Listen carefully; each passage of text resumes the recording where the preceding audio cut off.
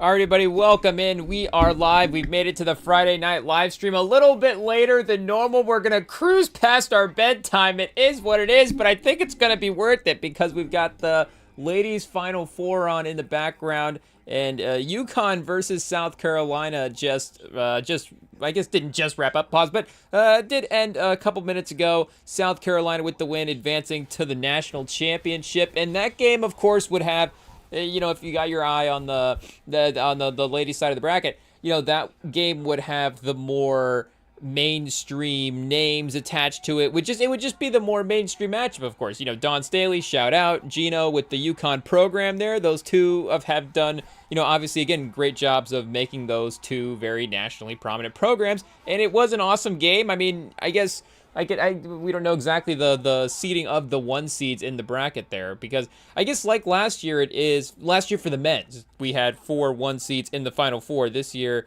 the ladies bracket, I guess, plays out similarly.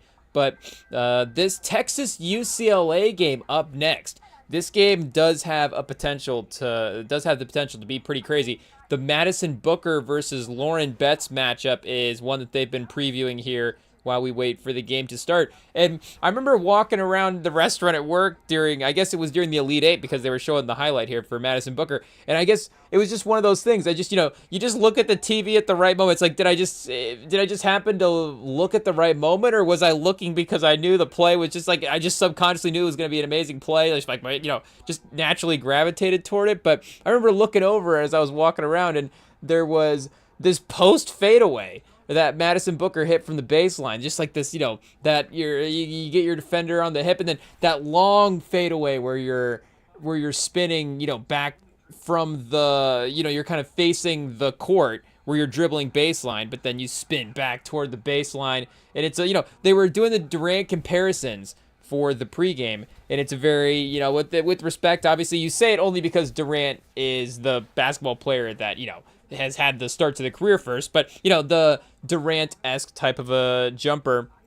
And it's a beautiful shot. They could keep playing that highlight a couple more times. It might be just nobody has that fadeaway anymore. Obviously, Durant has it a little bit in the league, and it's not necessarily an easy shot to master. Everybody says, why has nobody mastered the sky hook anymore? Kareem, shout out. And I kind of agree. It is a legit move. I know Michigan had a guard, Xavier Simpson, that had a version of it where, he couldn't necessarily, again, post up guys the same way that Kareem could, but he would have this hook shot on these drives, and he would have it hit the, really high up on the backboard. It was crazy. He really had it dialed in by his senior year. It was, a go-to move for him, especially going right. But, again, it's just like some version of the little hook shot, work that in. The post fadeaway, of course, is a different level of skill. I think maybe DeRozan being on the 1 seed Sacramento Kings, but 1 seed in the AJ Dembasta sweepstakes, number 1 in the Cameron Boozer lottery, not number 1 in the actual seeding. Maybe DeRozan being on a little bit of a more losing team this year. Shout out DeRozan, but maybe our footwork king, pause. I don't know if that's a pause. But our DeRozan, I guess Shea as well too, but Shea doesn't really have, I guess, are we challenging Shea? Shea doesn't have the post fadeaway. And I would just say as well, too, Shea doesn't, maybe it's more specific to the game. Shea doesn't weirdly end up, with those baseline-esque drives in that type of way. Of course, I feel like he's always, going from, the middle of the lane, the wings and stuff like that. I mean, playing point guard a little bit more. And, Durant, a lot of his career, he was able to be set up by another guy as well, too. You had Westbrook and Harden there in the OKC run, obviously, Steph and Draymond as the playmaking ones, but Clay as well too. But, Steph and Draymond playmaking for him in Golden State. And obviously, Durant can get a look anywhere. But yeah, Shea, I don't know if he quite has that. I mean, I think he does have that in his bag. It's just not something that he gets to as much. I guess can he push off from a post fadeaway the same way that he can in his other offensive moves? I don't know. And then I guess not weirdly, because he's one of the great shot makers that we have. But Kyrie, I think as well too, would have that fadeaway just as good as anybody in the league. at this point. Do we have to check, does Bam have a post fadeaway? I mean, Bam obviously has one of the best offensive bags in the league, right? Because he gets 83. Can anybody name a Bam Adebayo offensive move, Chet? Oh, no. I don't know why we had to bring him up. It is what it is. But, I mean, shout out. You know, if we're bringing up great offensive players, I guess we just have to bring up Bam Adebayo. So, you know, it is what it is.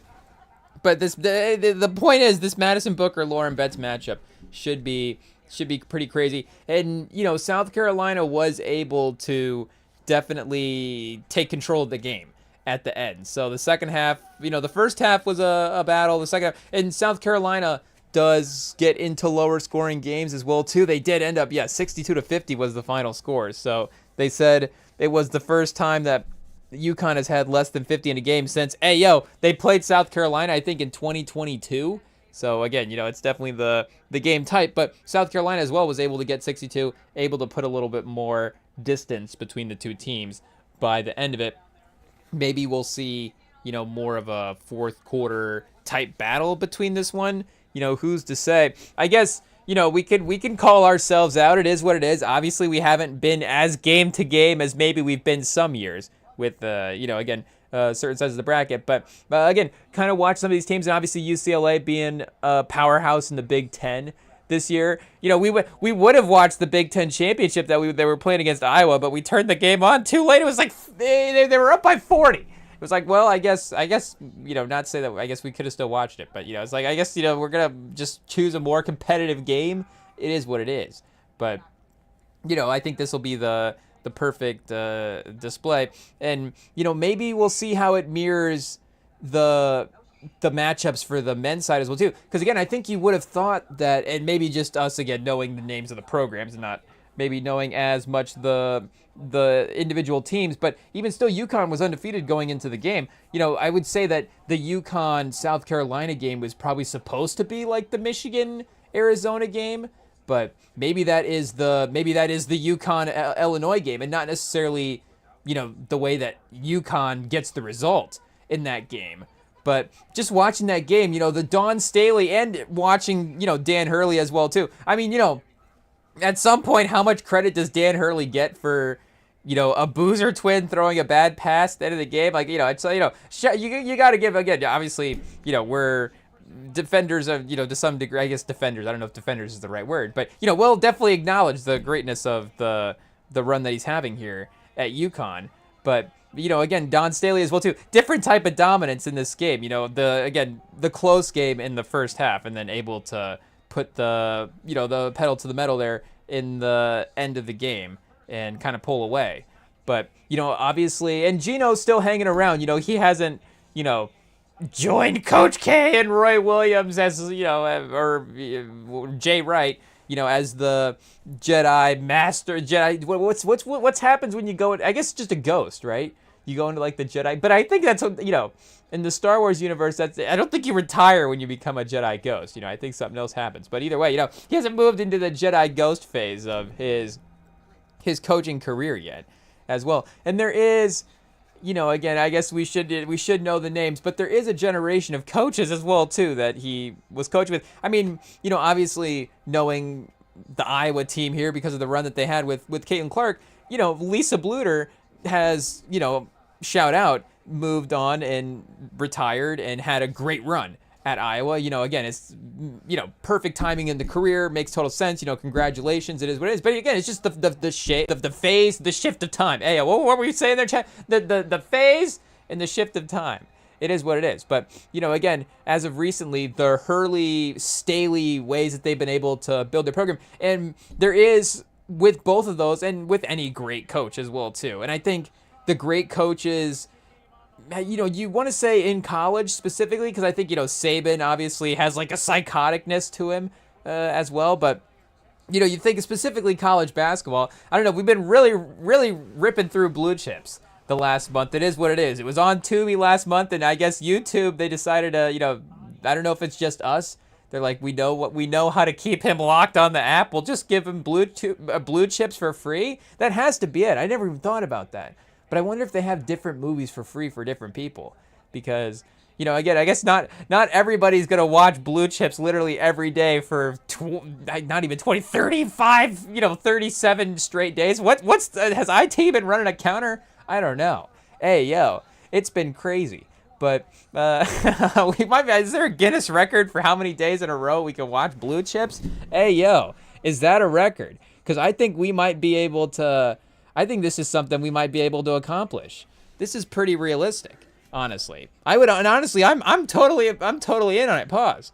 It is what it is. I mean, there's so many movies that we could go down this trail for. I mean, Training Day. I guess just throw any of the DVDs in. It is what it is. I guess like if we go like a franchise route, like the Rush Hour franchise. I don't know what we start going in with the are we saying just 1, 2, and 3? Hey, yo, I guess conflicting. I guess we don't have to get into the news about Rush Hour 4, but either way, what are we saying? What's the movie? I was looking at Boomerang as well too. We could set the world record for how many days in a row we watch Boomerang. But what was even the movie we were talking about? Blue Chips, chat.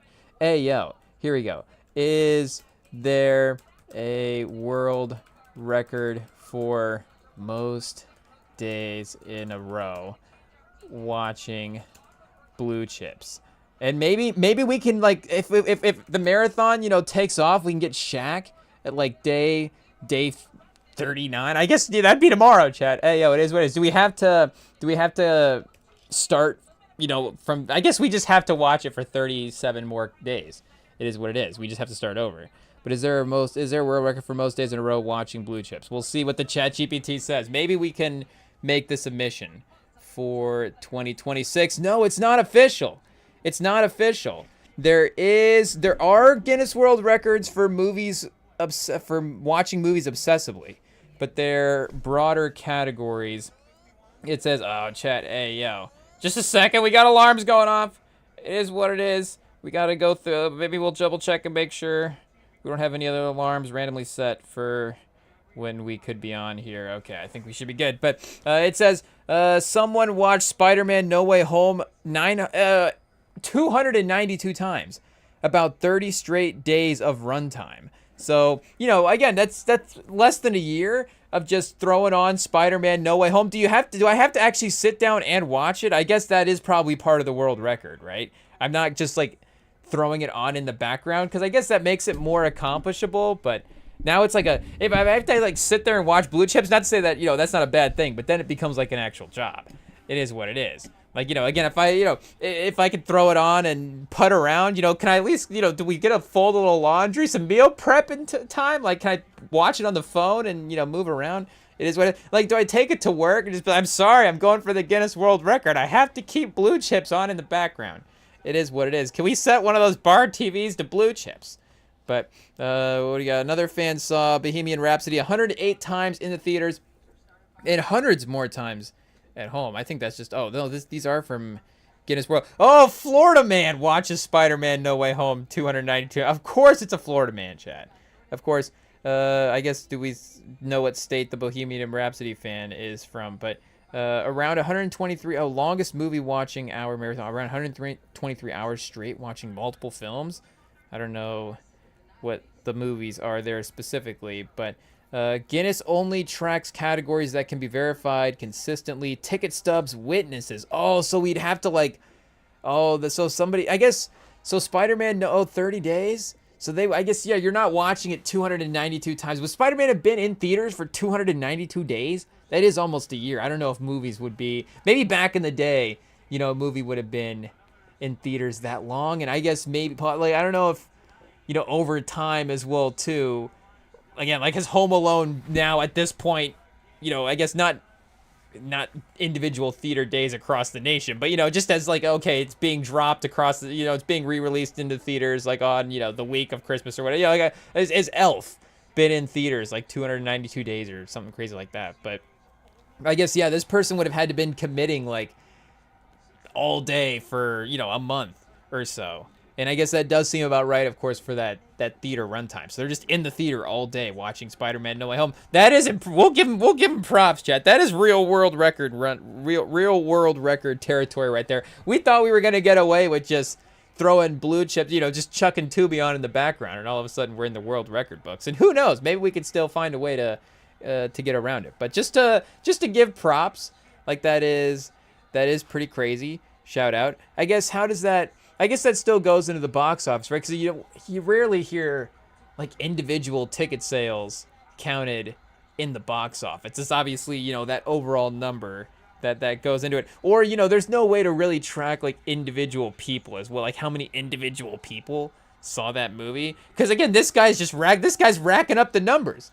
This guy's inflating the stats for Spider-Man No Way Home. Like this is like, I mean, real. I guess in the $1 billion movie for the Marvel, like maybe 292 times, probably not even that. That's like a county. That's like one small county where, like one little small theater where it's like, oh no, there was like snow that day and they couldn't get there. And it's like, oh well, I guess that's a bummer. So it's fun that one guy was able to do that. And again, it is a lot of effort, but maybe I guess maybe not like industry moving in terms of the box office that's happening there. But let's see, hyper-specific records like most consecutive days watching blue chips would be very, very difficult to verify long-term. We'd have to just become roommates with the Guinness World Record guy, I guess. Or I guess, we don't want to assume. We were just trying to, make it a professional environment. It is what it is. But I guess we're open to we're open to rooming with any types of Guinness record people. But pause, but or not, either way. But nothing is stopping you from starting an unofficial. I guess we don't want to start an unofficial record. Get witness or video proof. I guess this is where the live stream would come into play. We have to live stream us watching blue chips now, and now the restaurant job does become a little bit of a factor there. It is what it is. Maybe it doesn't. Maybe we just drop everything. And chat, if we get 1 like on this video, we'll drop everything and watch blue chips for the rest of our lives, I guess, just to commit for the world record. And we gotta lock in on Texas and UCLA. Speaking of blue chips, is blue chips UCLA? I think it was one of those Cali schools, and I think they played a Texas school. So I guess we honestly need a blue chip. Well, we don't need a blue chips remake, but I think we could use. I tread lightly, as we say, like the lady blue chips. But, again, do we need like a lady blue chips? Do we need, or just, again, another blue chips, and subsequently it can be recast with ladies? Do we need the Ocean's 8 of blue chips? I think so. Can Rihanna be in it as well? Is Rihanna the Nick Nolte? Definitely not, but she can coach the team. Hey, yo. I guess we can't decide. Unfortunately, we will not be deciding who the Nick Nolte of this movie is. It is what it is. I guess it doesn't have to be a direct Nick Nolte, comparison. But Nick Nolte didn't he win? He won a Sexiest Man Alive. I'm pretty sure he did. I'm acting like I don't know. I think lock it in. He did. It is what it is. But I guess we don't know the entire list, but we do know a name. Like you're like, if Nick Nolte's on the list, you're like, okay, shout out. Anyway, who are the most surprising? I don't know if that's the right word, but who are the most fun names? Attainable? I don't know what the right word is. The most I like the most the ones that really just do be like anything is possible. Anything is possible. I don't know, has Tom Hanks ever won? I'm not sure. Ed Sheeran, he might be on the list, but I know Nick Nolte got one and Blake Shelton got one. When Blake Shelton got one, it's like, they'll reward a career. Shout out. But what are we saying? Anyways, we'll watch blue chips with Nick Nolte. Does that add to the world record if we can get Nick Nolte to watch it with us? Maybe. Yeah, probably. Do we have to do a quick Nick Nolte Google real quick? IT.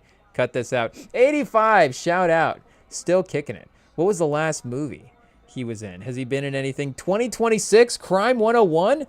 Oh, chat, wait a second. I was going to say, is it that Halle Berry, Chris Hemsworth Ruffalo movie? Barry Keoghan and Nick Nolte. He plays Money, chat. Oh, look at that. He's playing as, I guess, not the Blue Chips character in some ways. Or, I guess either way. But, and Corey Hawkins as well, too. Shout out. But, yeah, I guess we haven't seen this one. But now that Nick Nolte is going to be the reason that we're going to watch it, I guess. But is that the only other 2020 recent movie that he's been in. Maybe we get like a Nick Nolte cameo in the Blue Chips 2. Do we just call it Blue Chips 2? I think Blue Chips 2 is probably better than Lady Blue Chips. It is what it is, and it's also on MGM Plus if you have MGM Plus. But otherwise, yeah, it is free. It's free on our YouTube anyways. I don't know. Has been listed as one of the best sports movies of all time by Rolling Stone, Yardbarker, and The Athletic. So at least they know what they're talking about over there. But yeah, we could definitely recast. Could be kind of fun. Of course, you do have the legends, and at the time, obviously, the current rising stars as well too. So you get the full scale of the sport kind of being represented in the movie. And it could be a fun thing to represent. Imagine you could have Cheryl Miller in the Lady Blue Chips. Chat, the movie, or what, Blue Chips 2? The movie's forming, chat. The movie is already casting itself. It is what it is. Shout out. That's pretty great. I think. Do we need to go through and see? I mean, you could have, and LSU obviously had the star in the movie at the time, and I guess Shaq would have been just entering the NBA at that point, so he wouldn't necessarily been at LSU. But you could have another LSU star maybe in the starring role as well too. I don't know. Cheryl Miller, Angel Reese. I think chat. Hey yo, Blue Chips 2. I think we've got a movie. It is what it is. I think we've got a movie.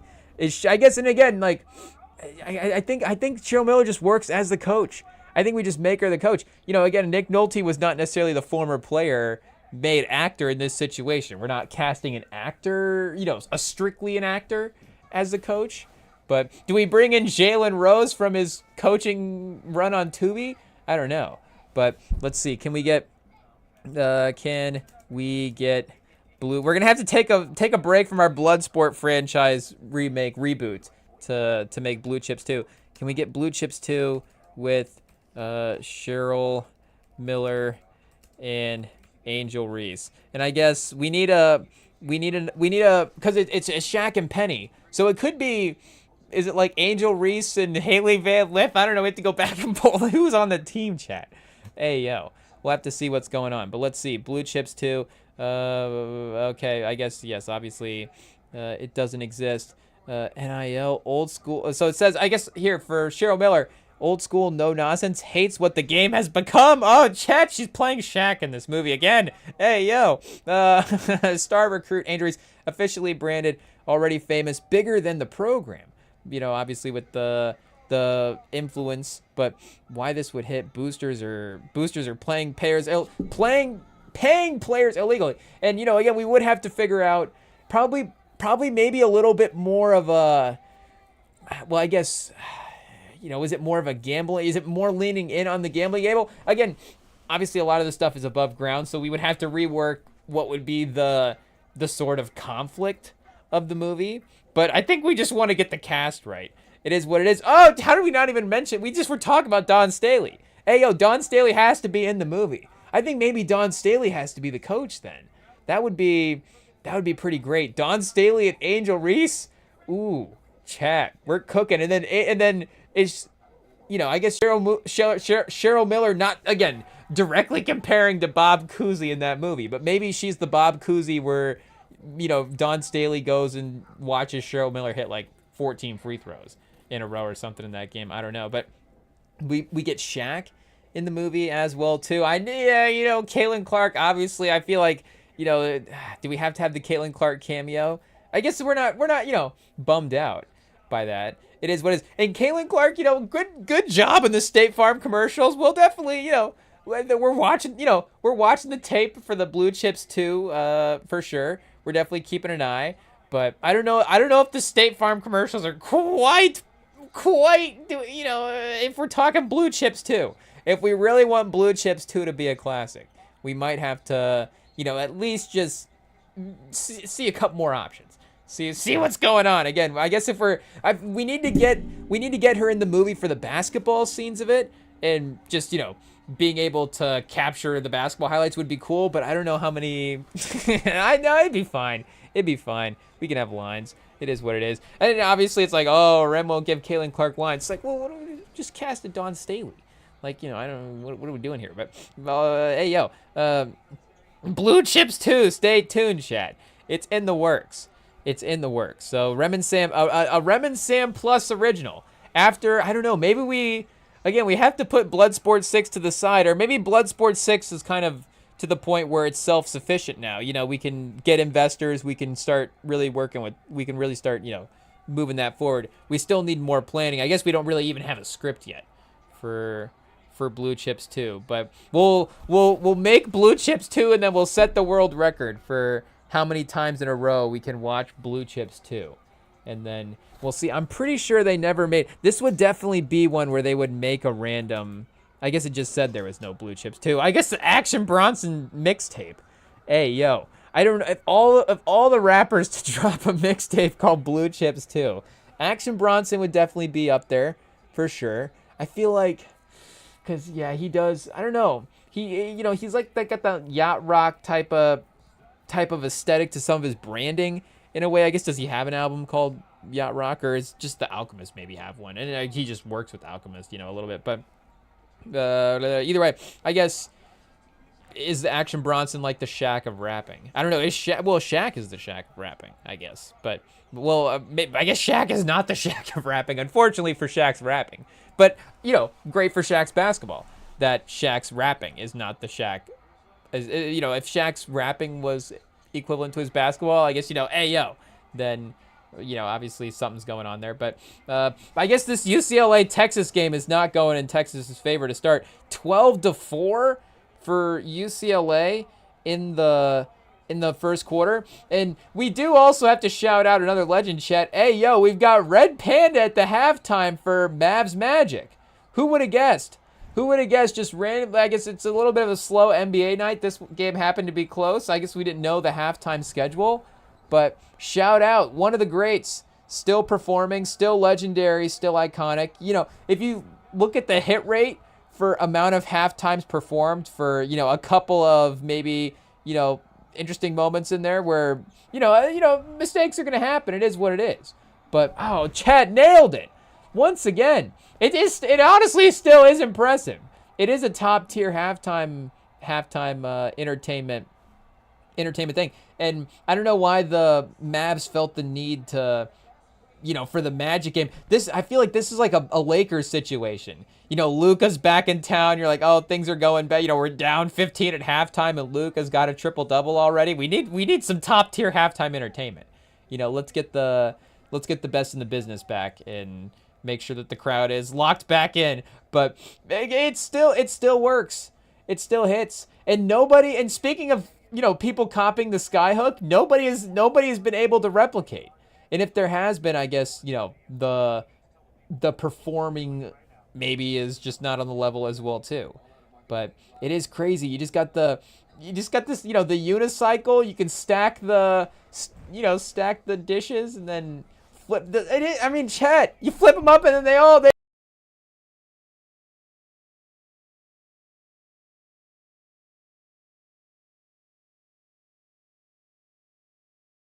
we're back. But it's still great. We're going for another one, chat. I don't know, I guess how do we have a count on how many it ends up getting to? Oh, chat! The rare bull halfway in. I don't know if that's a pause. And I don't even know how we describe it. If we can use fingers to make descriptions, I'm not sure. But she got that time to flip the stack up into the, she's got the stack on the head, pause, and then obviously, flip it up. I guess maybe we can't describe it, but you gotta watch it yourself. It is what it is. But flawless, chat. Flawless. And the reason that we're locked in on the Timeout Entertainment as well too, we saw a little short on the YouTube. Speaking of going to Blue Chips to watch YouTube, we were like, okay, I guess we'll watch this, Bill Simmons short real quick before we watch Blue Chips 2. Could he be Nick Nolte?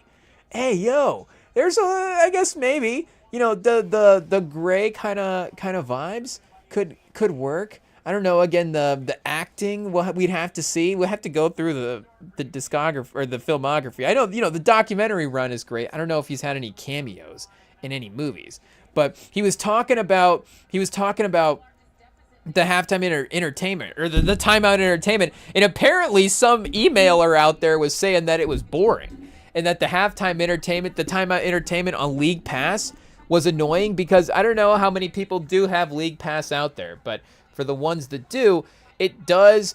There is an option where, and that's the thing as well too, there is an option. You can watch the in studio, and I guess just get the timeouts that way, or get the commercials that way. But League Pass doesn't have commercials in the middle of timeouts the way that like a traditional broadcast does. It'll cut to, like an ad 1 of 2, ad 1 of 3 situation, again, like Tubi or something like that. But it'll otherwise just display what's going on in the arena at the time, which I actually think is kind of great. I love watching what's going on in the arena at the time. Again, maybe watching it, maybe you're doing stuff working on the computer, doing stuff at home, messing around. Maybe if you're locked in on a game, I don't know if it's more entertaining than, a commercial. I guess, I don't know. But to me it is. And, again, that's to check the phone time anyways.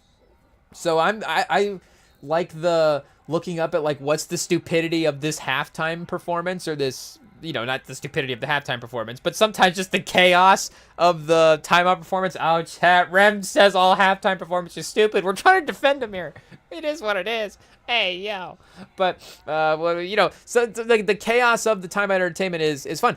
Unfortunately, also, he proposed a pretty good idea that we would also really like, is the league, instead of just, the league should just show like more historical highlights in between the timeouts, which is, the league just showing more historical highlights should be something that is at the forefront as well too. They don't even really have a dedicated, but a dedicated classics channel the way they used to. I feel like there was just, did ESPN have a classics channel, which was, again, just classics of all sports, but you'd get your basketball in there as well too. But even NBA TV, I feel like, maybe I just don't remember correctly, but I feel like even since we've been watching NBA TV, and maybe it's one of those things I don't even realize, it's like, oh, you've been watching it for, 10, 12 years now consistently, and, really actually have seen it change a little bit. But I feel like there was more of a classics situation going on the NBA TV. And, again, they still will have their reruns.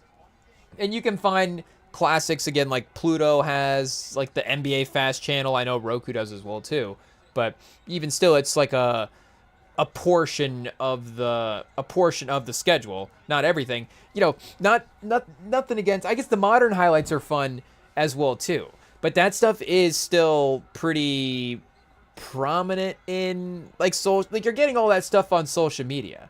And, again, maybe just the random person throwing on Pluto, not necessarily wanting to watch like Robert Parrish or, Adrian Dantley. Maybe they do just want to watch Russell Westbrook and, Damian Lillard. I mean, shout out. Again, I'm not saying don't have the modern highlights, but it does seem, I guess maybe some of the random studio shows, I don't know. And, we're pro studio show. Hey, yo, but we're, I guess, more pro historical highlight would be the thing, I guess, maybe a little bit. But I guess just showing more of that stuff in general would be a great idea. But if the League Pass got rid of showing the timeout, the in-arena stuff, that would be a legit bummer. I'd be bummed. I would be bummed. Some of that stuff is fun. How, again, we're not going to see the Red Panda performance. I feel like there's all kinds of iconic, like, tic-tac-toe moments. Some guy maybe, like, doing, I don't know, I guess you don't want to say, like, an injury on, like, a half-court shot. But sometimes some chaos in those type of half-court moments as well, too.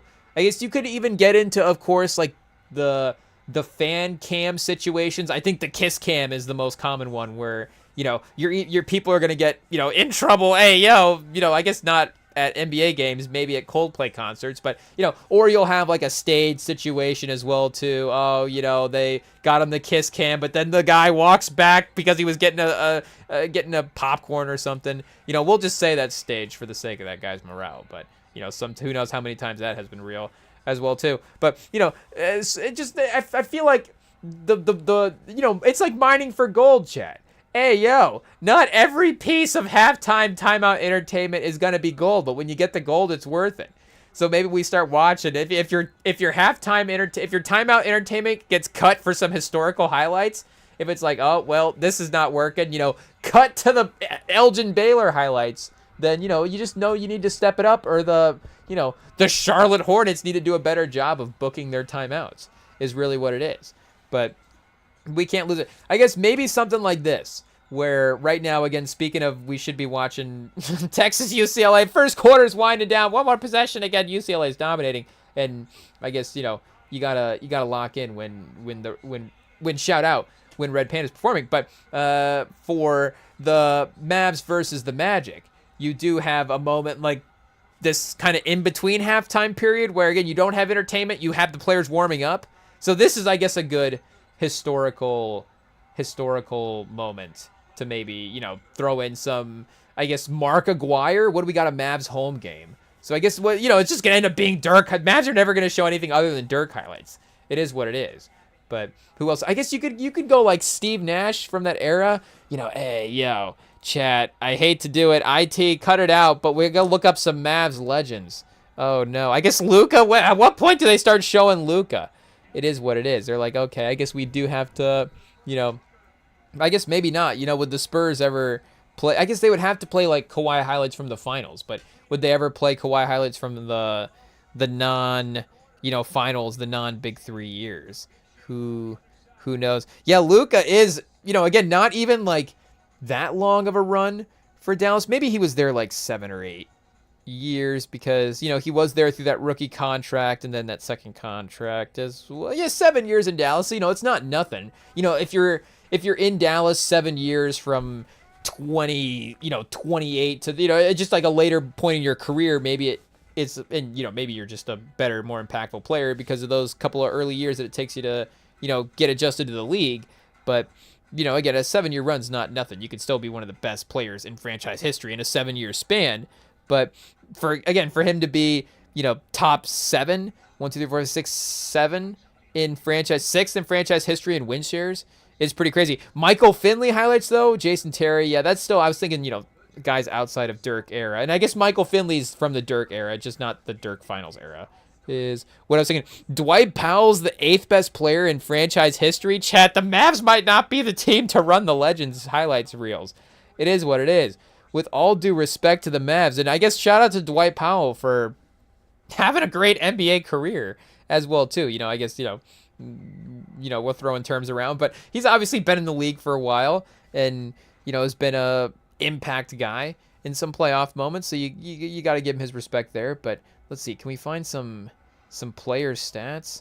Where did the player stats go in this situation? Team stats, players. I guess, hey, here we go. We'll just see if we can get some stats this way. Points per game, Mavs franchise, because you could just narrow it down to a couple seasons as well too. And see, and speaking of the Magic, you know, you have to show Shaq and Penny highlights. If it's him, oh, Kyrie, I guess, of course, yeah, obviously he's still there. Porzingis, Jamal Mashburn, Jim Jackson, Rolando Blackman, Monte Ellis for a year, Adrian Dantley for a year as well too. Jay Vincent, Sasha Danilovic, Christian Wood is the 18th person in points per game for the franchise history. I guess again for a season. Cedric Ceballos for 2 years. Oh, and OJ Mayo, 2013 OJ Mayo highlights maybe at this halftime. Tim Hardaway Jr., Caron Butler, the Caron Butler Mavs run. We might need some highlights to remember what happened there. Hey, yo, Spencer Dinwiddie, Sam Perkins, Najee Marshall, 14 points a game. Shout out. I guess, you know, the modern day, maybe some of the offensive stuff is a little higher. Yeah, because he's more than Jerry Stackhouse. Is Najee Marshall a better basketball player than Jerry Stackhouse? I guess he was scoring more for the Mavs franchise than Stackhouse. Yeah, Stackhouse, 30 a game in 2000, 2001. Would Najee Marshall have put up 30 a game on the 2000, 2001 Pistons? I do think Stackhouse is a little bit better than Najee Marshall. I mean, no disrespect to Marshall. Najee Marshall, better floater than Jerry Stackhouse, but, you know, maybe a little bit more of a complete game. I don't know. But, Marvin Bagley in the mix as well, too. Pause. Can we go for total franchise points? I guess that would, you know, go for more of a scale of a career. Yeah, Luka is 6th in franchise points scored as well, too. Derek Harper, number 4. Yeah, Finley, 5. Rolando Blackman, number 2. Dirk, of course, number 1. Dirk doubled up everybody Hey, yo, Sam Perkins, Josh Hart. They've got 6 guys in general that have scored 10K. So, nothing against the Mavs franchise, but also, you know, it is what it is. Shout out. That's why Dirk, they're just going to keep building Dirk statues, honestly, until Dirk's going to be the only guy with like 17 statues outside of his arena. I guess, you know, not to, you know, politically charge anything, but I'm just saying because, again, the Mavs, you know, how many guys have a guy? I guess the Cavs, of course. But, you know, I guess that does go a little bit to the LeBron leaving thing. Not necessarily to say that the fans wouldn't love him, but I mean, it's just, again, like Dirk is arguably, you know, up there with the most beloved guys for franchises for any cities. Because, again, you have to, and I guess maybe the Dallas desperation, like the Cowboys being bad in the century as well, too, or, you know, the Cowboys not necessarily being championship good year to year. Because, again, like, obviously, you know, Spurs fans love Tim Duncan. But, and not to say that, again, like the Ginobili, Parker, Love, like it doesn't dilute anything. Hey, yo. But I'm just saying, like, again, the Mavs, like, it's just like, it's literally all Dirk. It is what it is. Pause. So, you know, shout out. You just have to respect it. But, and, you know, again, you have other franchises like the Lakers and stuff. Like, you just have a lot of great players. So the Mavs, I guess, up until, you know, Cooper Flag, hey, yo, and Luka, obviously, I guess it is what it is.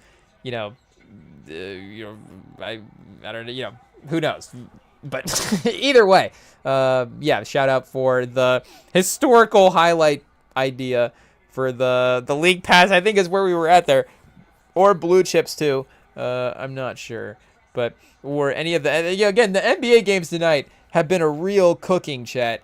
Hey, yo, do we call this is a Food Network night on NBA? Maybe we workshop that one, but hey, yo, I mean, this is crazy. The Rockets are up on the Mavs, 127-91. I feel like there was, and maybe this speaks to where the league has been at as well, too, because, again, like, the league does have, like, 9 days left, so just because there is some maybe a little bit of a, you know, maybe has the last, like, week and a half been the most, you know, 2 weeks been the most riveting in the league. You also got to remember, like, the tournament has been the most watched. I think the men's tournament this year has been the most watched tournament. Maybe, I guess cancel me for assuming, but I saw a number on, I'm assuming because I saw it on McAfee, I guess, hey, yo, but I saw a number on McAfee that said that the tournament, or a headline, I guess, not a number, but a headline that said that this was the most watched tournament since 90-something, 93 or 94, maybe 94.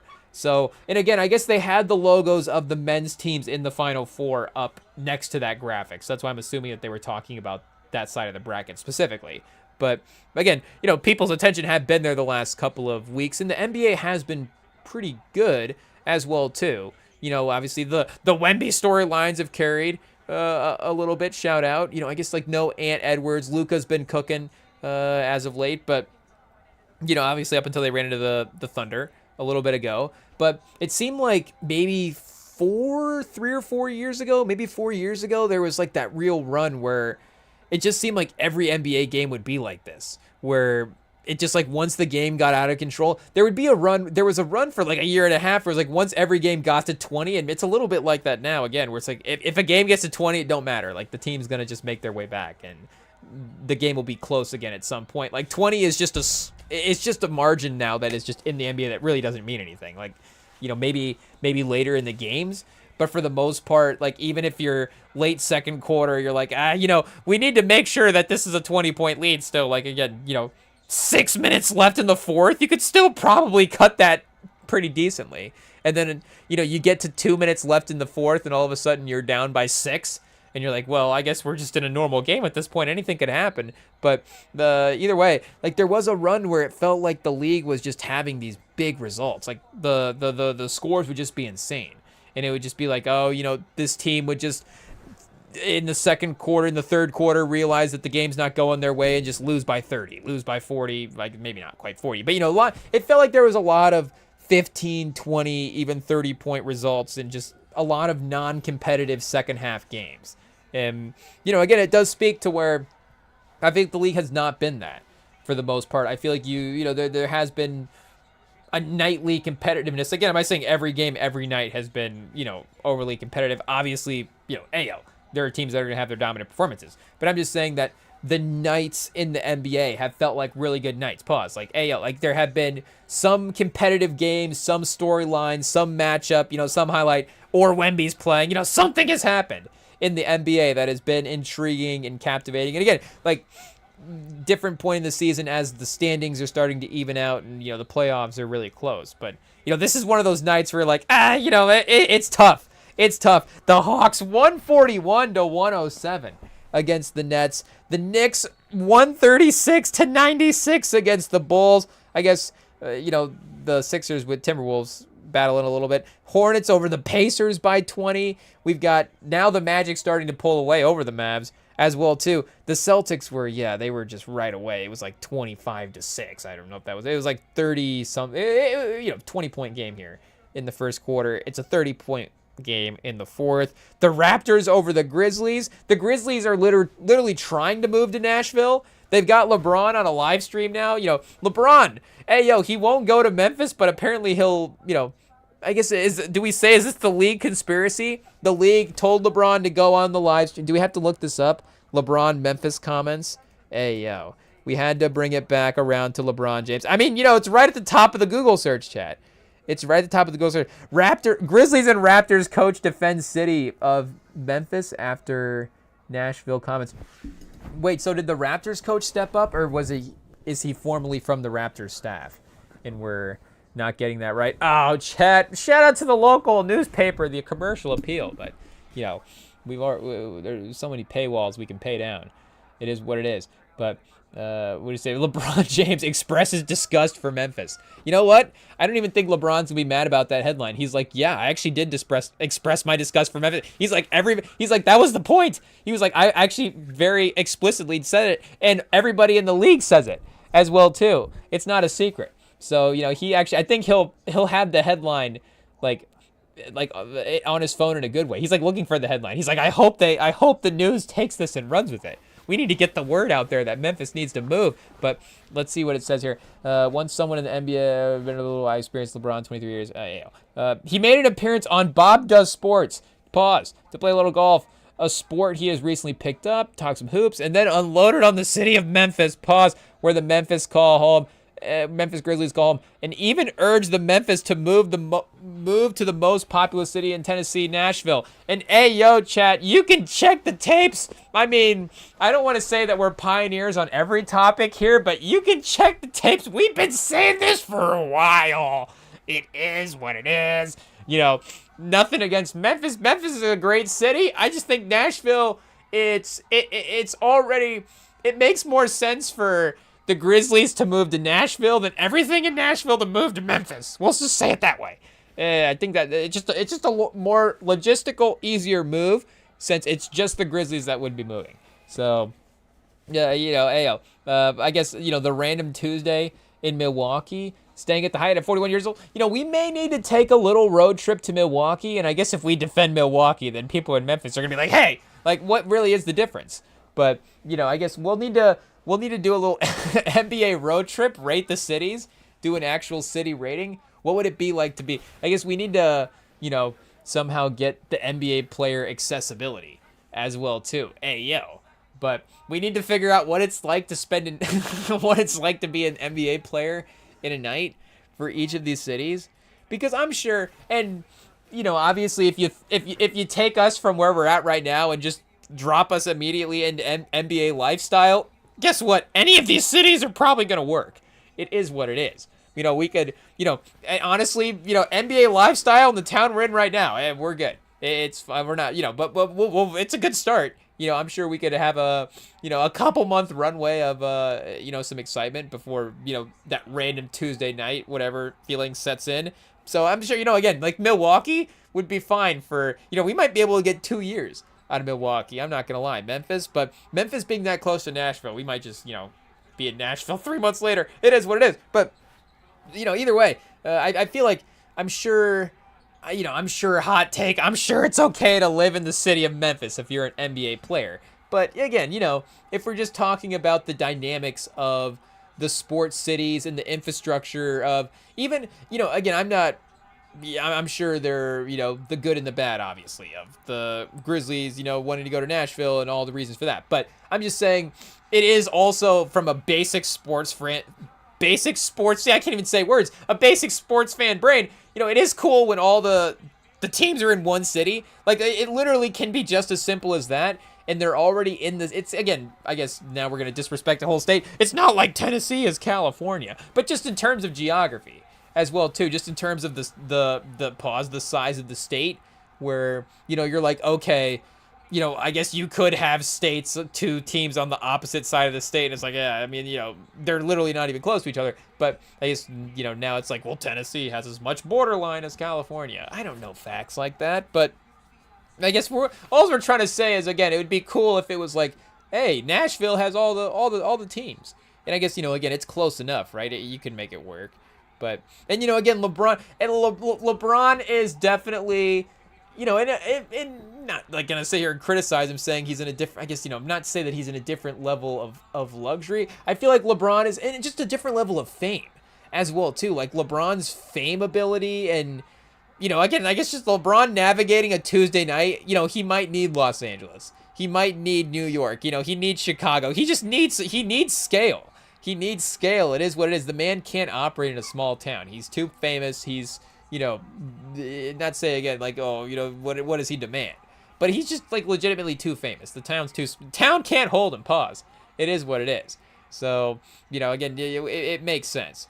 And I don't think, again, Memphis fans are not shocked to say that LeBron. I mean, I guess San Antonio does have the Texas factor. Hey, yo, but you do have, I guess, maybe some Texas cities close by. If he's gonna if he's gonna be Houston and Dallas, but again, it would be clearly a basketball thing. And Memphis doesn't have. If Memphis had Wemby, like, then maybe the conversation would be totally different. But that's the other thing, is Memphis just doesn't have the basketball thing at this point. And they did have it with Ja, of course, there when Ja was at the peak of his basketball powers.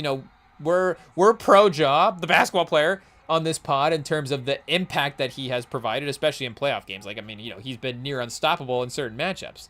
But, just unfortunately, looking at the results, that has not necessarily been, from a win standpoint, the same the last couple of years. And shout out, Texas has, made this a 3-point game as well, too, in the second quarter. And it doesn't even look like, Booker as well, too, has gotten going from a field goal percentage standpoint yet. So, being able to cut into that lead and have this, it's not even a wild card. It's just like, your best player could still just lock in at any moment and just go on a run.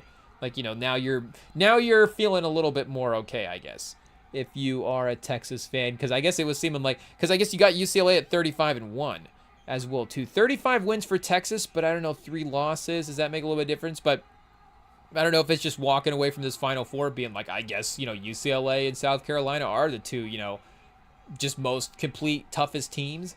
I don't know. But, again, I guess the competitiveness has been restored for this matchup. Texas is, as I guess we would suspect, battling in this one. But, hey, yo, again, I guess for San Antonio, like, the only reasons LeBron ever would have gone there is because he had so much respect for, he just, like, had to play with Greg Popovich as a basketball coach, which, again, is still, like, kind of a delusional Spurs fan reason. Like, Greg Popovich is good enough, of course, as a coach, shout out, to be that guy, where it's just like the greatest basketball player of all time has to be playing with this guy for at least some time in his career. But again, it's a little bit of a reach. Obviously, just living in LA alone was not enough of a reason. And when he was going to LA, the Spurs were in a different spot competitively at that point as well, too. Kawhi obviously had left the team already and was in free agency at a different point. It was basically like Kawhi and LeBron trying to, is LeBron going to be on the Clippers and Kawhi going to be on the, which one are the Lakers going to choose? Are the Lakers going to choose Kawhi or are they going to choose LeBron? What's going to happen? But, for, at that time, again, he would have been gone. So who knows if Kawhi, and I guess, clearly they didn't even want to play together as well, too. So it wouldn't even have mattered, actually would have probably helped that Kawhi was gone. But, again, maybe LeBron wants to go play with Wemby, go be on the same basketball team with Wemby at some point. But, again, that's delusional fan reason. And it's a clear basketball reason for him to be in the city other than just like, hey, because that's the other reason. Like, he went to LA to be in LA. He didn't go to LA to be on a great basketball team. And that's not to say, disrespect, to to balance that out, he is an influential player and has an influential agency and can get guys to that team. And he can get a guy like Anthony Davis to the team. Again, shout out. The league is, everybody in the league's, this is why maybe the league's falling off. The league is being more managed behind the scenes than it is by the things on the court, But either way, he is, there are strings to be pulled. So, he can balance that factor out as well, too, and still have a competitive team. And they won a title. But again, he went to LA to live in LA. So it's not like they were a great basketball team at that point. And he... again, you can't necessarily choose where you're born.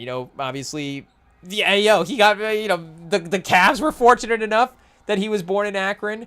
And I guess, Steph didn't necessarily feel the same attachment to the Akron hospital as well, too. I guess, obviously he was raised in Charlotte as well. So the shout out to, Steph and his Charlotte connection. But either way, he had the hometown connection with Cleveland. But he literally, again, left Cleveland to go live in Miami. And it was great that he got to play with Dwayne Wade, but he might have just gone to he got Chris Bosh to go play with them as well too. And I guess you could say that Wade's gonna say that, and I'm sure it's fair to say that Wade convinced him to go play in Miami to some degree. But again, I'm sure that he could have talked Wade into going or talked Bosh into going there, and he would have definitely. Well, let's say that Wade was never in Miami, and I guess again, how does that even bring Miami into the conversation as well too? The Pat Riley factor of it all. But even just let's say Pat Riley is in Miami and he talks LeBron into going and Dwayne Wade's not there at all. I'm pretty sure that they get Carmelo Anthony to go. And there's a fourth alternate dimension where, again, like the Wade title never even happened, but there's just this random LeBron Carmelo run that happens in Miami. And that's like the moments that are the moment in the franchise. I guess you can just maybe know Dwayne Wade years. Who's the alternate history guy? Does Baron Davis take over the Heat franchise in this alternate what-if scenario? I don't know what happens. We haven't worked out all the ripple effects that much. But again, I'm pretty sure LeBron is getting teammates in Miami, or even maybe he just goes to LA then. And then just never leaves. Again, who knows what the scenarios are? Dwayne Wade, is he in Chicago? Does he go to I guess they would have gone to New York as well, too. They could have just gone to the Knicks and played on the Knicks. But again, he would have always have been in a big city outside of the fact that he was born in Cleveland and had the hometown attachment. And you do have to give him, like, legitimate credit. I guess, we'll do because... We'll do? Hey, we will because, I guess, he's the player of our generation. And... I'm not necessarily sitting here saying that, I've made my mind up as well, too, of Jordan or LeBron. I genuinely have no idea.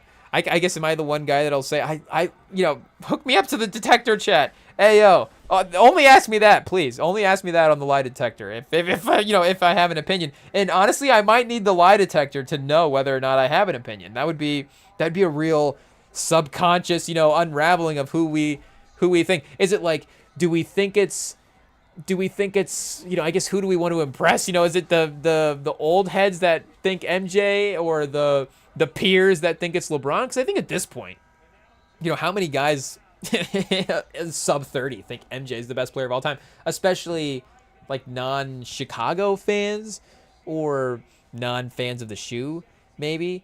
But maybe even 35. But I think everybody, for a majority of the sub 30 NBA crowd, I think it's going to be LeBron. But again, either way, I think you do have to give him legitimate credit for going back to Cleveland. You say because of the way that the narratives of players having to stay with their team sort of play out. Again, him going back is just kind of paying homage to that. So there's like that, he needs to go back. But also like he, I guess, quote unquote, showed us in the decision, the players can do whatever they want. The players can do whatever they want. And yes, the competitive balance of the league it's great if the league is obviously more competitive.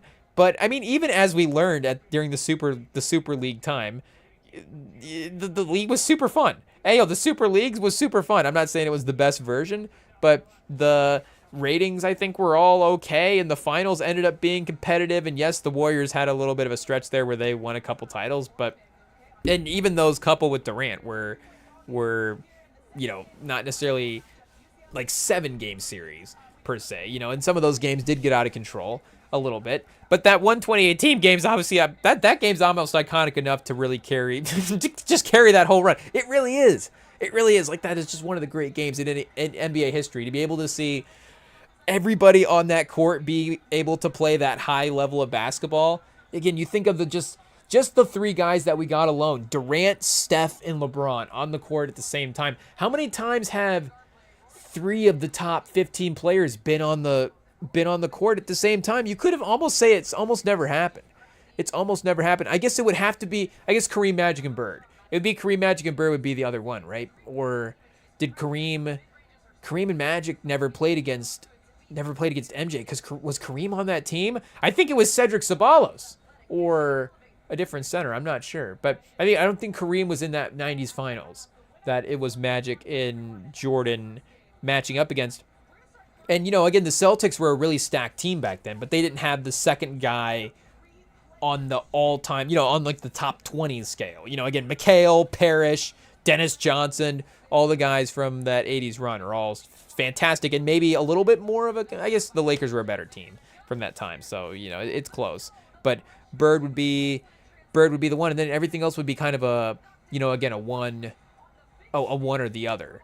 And, there's only 15 guys in the top 15, so, it's a short list. And I guess we're putting Durant in the top 15, but obviously the basketball talent and the way he was playing in those finals, it is what it is. But I guess, point being, I don't think anybody is shocked to hear LeBron say that he does not want to spend a random Tuesday in Memphis. At least I'm not shocked. I don't know if, again, are we just LeBron biased here? It is what it is. We'll just, anything LeBron says, the young crowd worships everything LeBron says.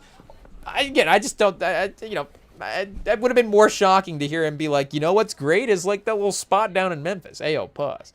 It is what it is. I guess maybe either way. I guess, I guess we are LeBron biased, because if he would have said, it's like, of course LeBron knows the best dive bars in Memphis. It is what it is. A man of the people.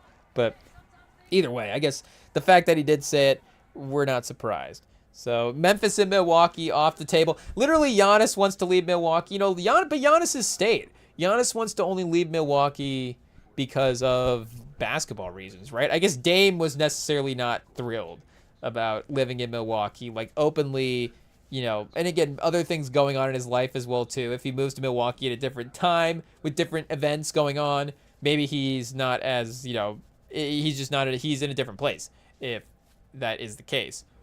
But, yeah, either way, shout out. Breaking news, turns out LeBron's going to be on a big market team next year. Turns out it's probably going to be Golden State, if we're being honest.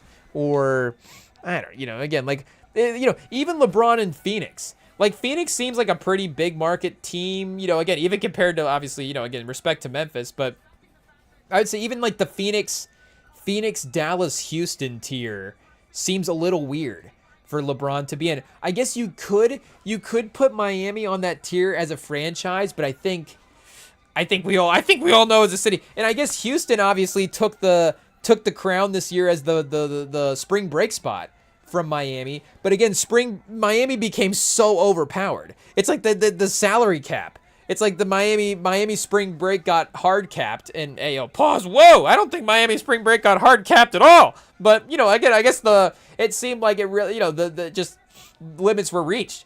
It was like, we just have to go to Houston. We literally cannot sign in Miami anymore. We have to have spring break in Houston. It is what it is. So, again, Houston is a pretty fun city. Like Toronto, like I guess that's why I was curious about going back to the Toronto head coach. The Grizzlies started playing in British Vancouver. I guess, they were a Canadian team at some point. But Toronto's like a great, city to live in, I think, is what I guess, obviously, famously, Jalen Rose loves bringing up Toronto as a great NBA city, but I don't think other guys hate it as well too. We could definitely do a little bit more research there to see what the NBA community is saying about the market there. But either way, again, even those quote unquote B tier teams, like I don't necessarily see LeBron playing for those teams. And again, maybe just the LeBron Miami thing makes sense. The South Beach thing, the Miami, a team talking themselves into Miami. Phoenix, you could have those same cases of like warm weather. I don't know what the tax laws are. I guess that is a big thing for Florida as well too, especially, well, I guess Texas though. I don't know. Both those states I feel like are pretty favorable there. But At least, again, in terms of the players' contracts in that way, or at least have been, labeled that way in the past. But I guess, I don't really know where Phoenix does fall in that, to be honest. But I'm assuming not quite as, contract favorable as the other ones that we mentioned. But, again, either way, LeBron's going to be on hot take in the Clippers. LeBron's not going to be on the Clippers. The Clippers are literally in LA, and it's still not enough. He has to be on the big market, and he has to be in the biggest market. And that's not again, he has to be at the center stage. That's just it makes sense. It's like Michael Jackson or Eddie Murphy. I guess, what name to start with. Hey, again, but we're talking about star power here. There's just a level of star power where you're like, okay, you're just going to be operating in a different space. Again, with respect to the great state of Iowa, if Des Moines had a basketball team, I wouldn't be like, why is LeBron offended about why he doesn't want to go, hang out in Des Moines? Again, Des Moines is great. I love Des Moines. Des Moines would be, I get an NBA contract. What's now our NBA contract city? What's our NBA contract city fund timeline? Des Moines, 8 months. 8 months on an NBA contract's a great time. I'm telling you. But, again, I'm not necessarily going to be, being like, oh, do we have to get on social media and defend the city? It's why it's it's not. I don't think LeBron, would want to be a professional in Des Moines. Is Eddie Murphy gonna want? You do get, I guess, if you want to just be super hidden in some ways and have nothing going on, then yeah, I guess it's perfect. But again, I was gonna say is there a certain level of movie star they get to where there's a certain level of movie that you won't take? But the fun thing about Eddie Murphy is, he did take some fun movies even when he was a pretty big star as well too. So I guess maybe not the right comparison there. But, again, in theory, or Mike, again, is Kendrick going to feature on every, you're going to get you're not just going to get a Kendrick feature. You're not just going to get, I guess, Drake does get a feature out there. That's for sure. But there becomes a certain level of star power where it's just we get it. It's gonna be the Lakers. It's gonna be the New York Knicks. Again, the Warriors because of Steph. But you do also have, you do have to absolutely credit Steph. I mean, Steph. Yes, pause. But yes, Steph is the reason why the Warriors are, and that whole team. But just to, I guess simply label it for one name, the reason that franchise has become the marketable franchise that it has. But, I mean, the business that is in the Bay, cannot be denied. If we're just talking about the money, the Silicon Valley, at least in the past as well, too, that has been there, Silicon Valley, that as, a legitimate, again, the entertainment marketing stuff is a little bit different, but the business money opportunities are, very much there as well, too. So, and the proximity, again, to some of the other Cali stuff, makes total sense. But it's yes, it's going to be the New York Knicks. It's going to be the Los Angeles Lakers. It's going to be the Golden State Warriors. It might be the Cavs, again, because he's literally from there. And it might be Miami because we've seen him go there in the past. But that's the only, it's going to be the Warriors. He would go play with if he's going to switch teams, it would be the Warriors to figure out how he's going to go, be with Steph. Because, again, the market makes sense. All that, but, this stuff it's LeBron. It's not shocking. I guess, we literally just saw this with Ohtani in baseball. It's Anaheim, he cannot be, and with all due respect, he can't. Was that where he was at? Was he with Trout?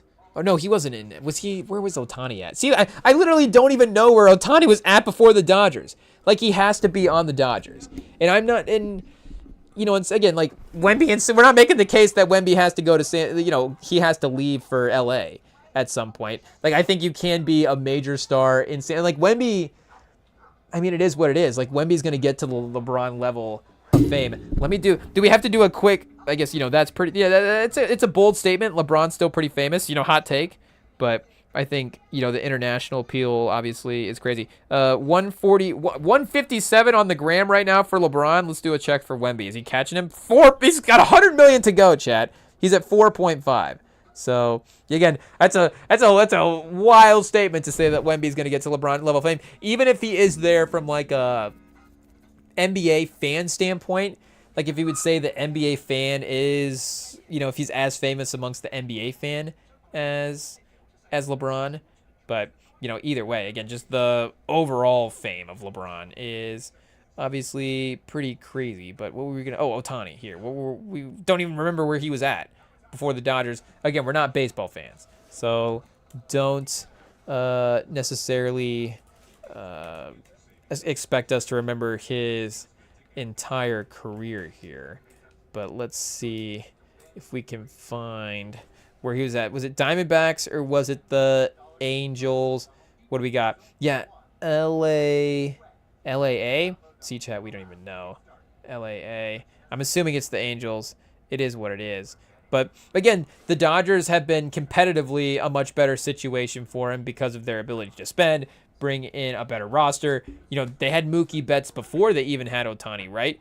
But, the Dodgers, the Red Sox, the Yankees, the Cubs in some ways, I think would be a major market team like that as well too. So yeah, there we go. Ayo, the Angels, the 80 and 82 Angels when he was a rookie. So, and yeah, Trout was there as well too. And then they had Pujols. Ayo, maybe they should have been good. Who's to say? I guess they didn't even get to 500 with Pujols, a rookie Ohtani, and Mike Trout. Was Mike Trout the MVP this year? He was second MVP. MVP every year. It is what it is. But shout out. We're not going to be the non-baseball fans sitting here, talking down the legacy of the great Mike Trout. But either way, we'll talk down the Angels. But either way, it's like Ohtani. We got to get this guy in a major market team. We got to get, and even with the transfer portal, we see it now with the transfer portal. I know, again, competitiveness does matter. Can I go win a national title in March Madness on a bigger program that has a more likely chance to, have that competitive roster to get me there? Can I go transfer to Alabama, LSU, Michigan? Can I go to one of these major national powerhouses to, win a national title? Obviously, Michigan would be the number one choice. But, again, this is not breaking news.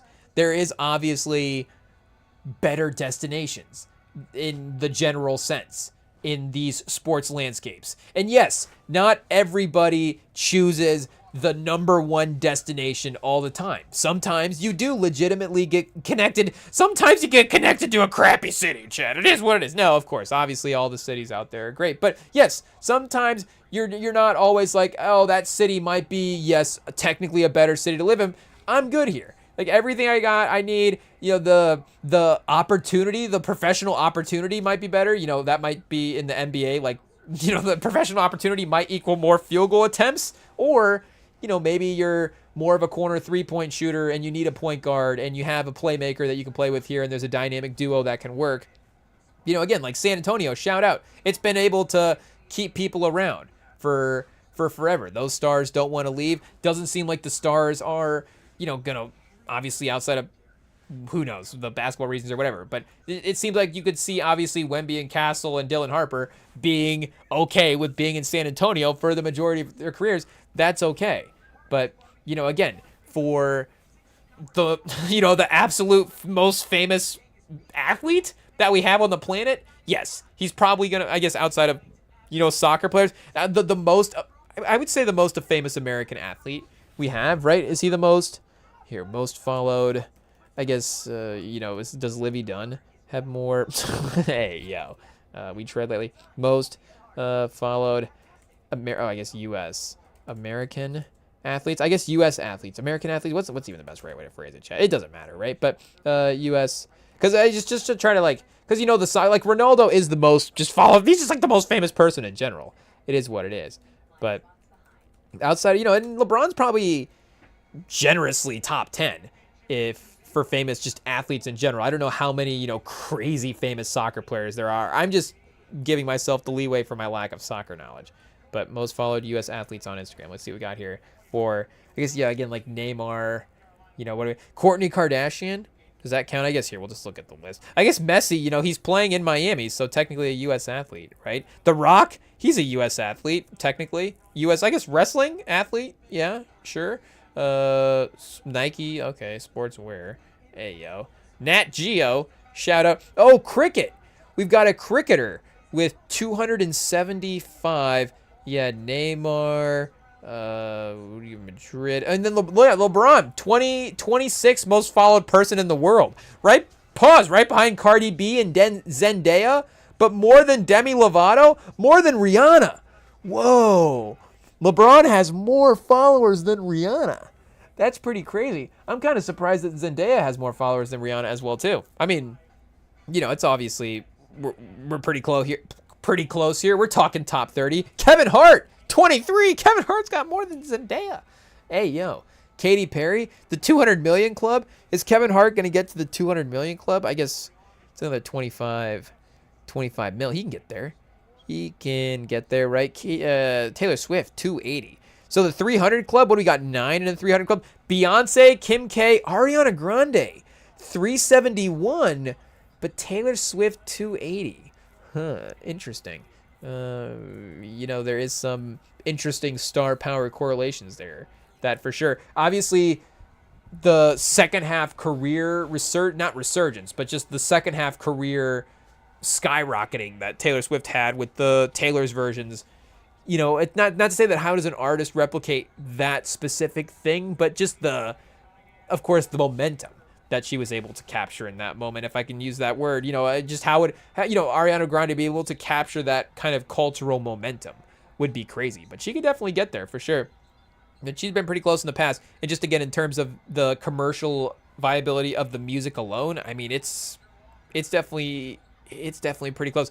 Again, obviously, the high mark for, I don't know if it's the exact high mark, but one of the most impressive things that Swift did that entire run was what did she have, like 6 concerts in a row at SoFi? So just thinking about anybody being able to do that, if you were just looking at what's the SoFi concert scale, ayo. But, again, Ariana Grande, 3.5, 4? I think you could easily, that's 4 nights in a row at SoFi. I would not be shocked. I would legitimately not be shocked if it happened. Again, we're literally talking about 371 Instagram followers. It's the numbers are right there. It is Selena at 415. If we're talking about the music discography, the music hits, obviously the hits are there. I guess Ariana is more, is more, but especially, those early years for our radio listening, it would have been more end of the Selena Gomez run and then, Ariana Grande taking over at that point. But yeah, Ronaldo, and I guess Instagram is the most followed platform. I don't really know does anybody actually consciously follow? Has anybody consciously followed the Instagram platform? Okay, I'm not following it. I was going to check to see if I was just following it without even knowing it. So yeah, 700 million people are following Instagram. Hey, yo. Only 4 mutuals that I have that follow. I guess, unfortunately, Angel Reese does not follow us. But we got, not to expose people, but Angel Reese and Kevin Hart both following Instagram, Rap TV, and the MLB. So somehow MLB is the only sports league following Instagram, but Instagram has 700 million followers. I sense bots, chat. I sense bots. It is what it is. Uh-oh. I mean, I immediately look in here and see 1, 2, 3, 4, 5, 6, 7. I mean, tens of profiles with no profile picture. So, ayo, I don't mean to launch a full school investigation. Oh, chat. I mean, what is this? We've got new accounts, 3 followers, 0 posts, new accounts. Oh, chat. Instagram is botted like crazy. Hey, yo, I don't think they needed us to do that investigation right there. Rem and Sam investigates. But geez Louise. So Ronaldo is the number 1. It is what it is. Ronaldo and Messi. But I guess, what's the point we were making? Oh, LeBron. This is why LeBron hates Memphis. This is why LeBron hates Memphis. Because he's the 26th most famous person in the world. Of course, Memphis might be again, there's 17 cities that he could live in the nation, in the entire world. He's living in, like we said, literally LA, New York. If we're just talking about living as well, too, LA, New York, and, somewhere in Italy or Spain or something like that, somewhere in the Mediterranean, maybe some kind of Colombia situation. I don't know, maybe some kind of South America. But, otherwise, I think it might be just that. I guess here, let's see. I guess the ChatGPT has been pretty busy tonight. Let's see if we can ask it another question here outside of who should be starring in Blue Chips 2. Let's see. How many cities... I guess I don't even know how to ask this question. It's just like, how many cities are even on this scale, chat, of like that type of famous person, because it's even more than just being a billionaire. Because I think you could be a billionaire and walk into a place and be unnoticed, like legitimately. How many billionaires are out there? Quite a few. But either way, and obviously some more famous than others. LeBron, I think, is technically one of them now as well. So especially if we were ranking, again, if we were ranking most famous billionaires, he might be the most famous billionaire. How many of these 25, 26 people here are billionaires? I think, I think we got a couple of clubs that might, I guess he might be worth more than the clubs, though, if we're being honest. Is LeBron worth more than even National Geographic? He might be. But, Kim K, I think, might be a billionaire or pretty close. I don't think The Rock is. I don't know. Again, Kylie Jenner. The Kardashian clan, I'm sure, is. And Beyonce, Jay-Z as well, too. I guess, again, respectfully, I think Jay-Z is. But here, let's double check. I don't want to assume. Let's see. Beyonce. What am I going to look up? Net worth. Ayo. It is what it is. But just to see, just for information, what do they say? Boom! Billionaire. Okay, perfect. Hey, so Beyonce is a billionaire. I guess, is Ronaldo? If you have 300 million Instagram followers, does that make you a billionaire? So yeah, I guess Ronaldo 1.4. Okay, so he might be. And what's Demi Lovato, chat? Hey, she was 27. Pause.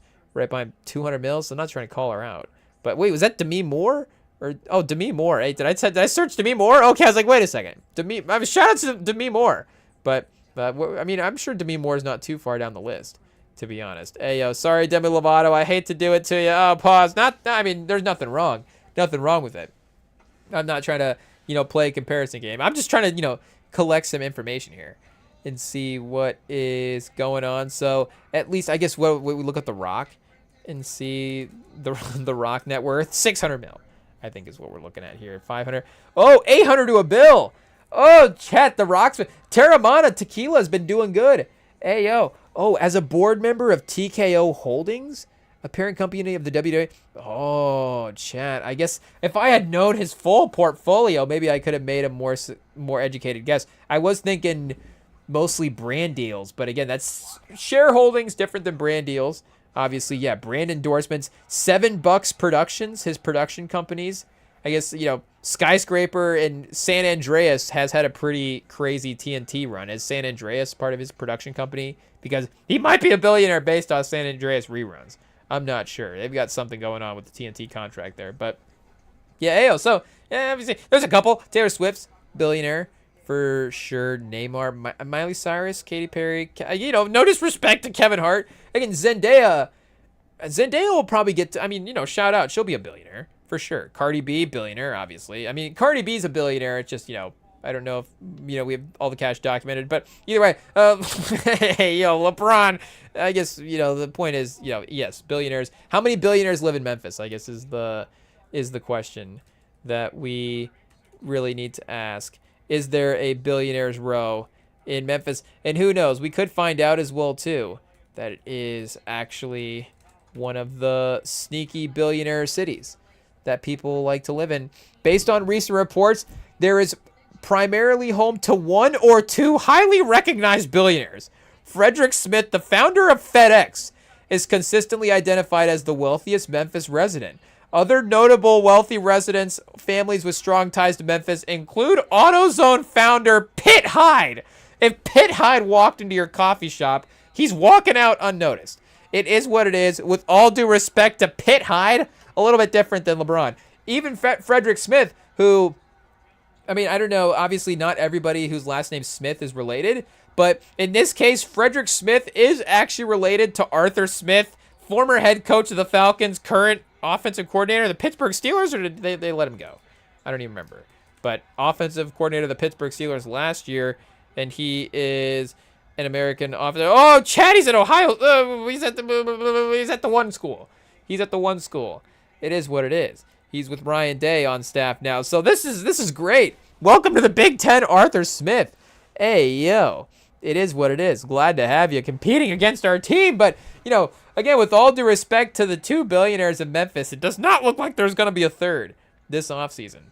Until LeBron just has to join Memphis because nobody else has cap space to take him. But, obviously, hey, yo, you know who does? The Lakers. They'll be fine. I'm sure they'll be able to work out a deal to have the third, fourth highest jersey selling guy still at 41 years old be back.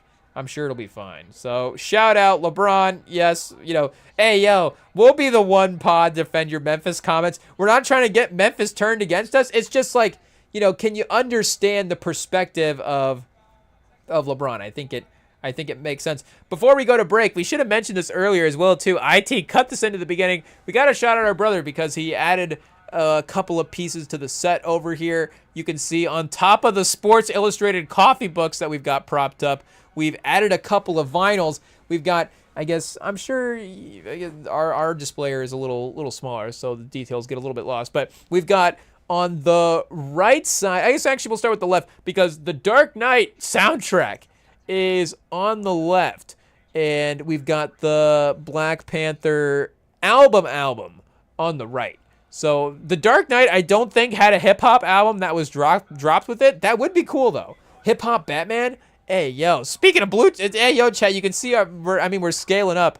Blue Chips 2 was so successful they let us do hip hop Batman. But and maybe I guess what does that mean? They let us do hip hop Batman. But either way, if they let us make it, we're gonna drop the album. It is what it is. But if we can have the Kendrick Lamar on the Dark Knight soundtrack, hey yo, would he be the one?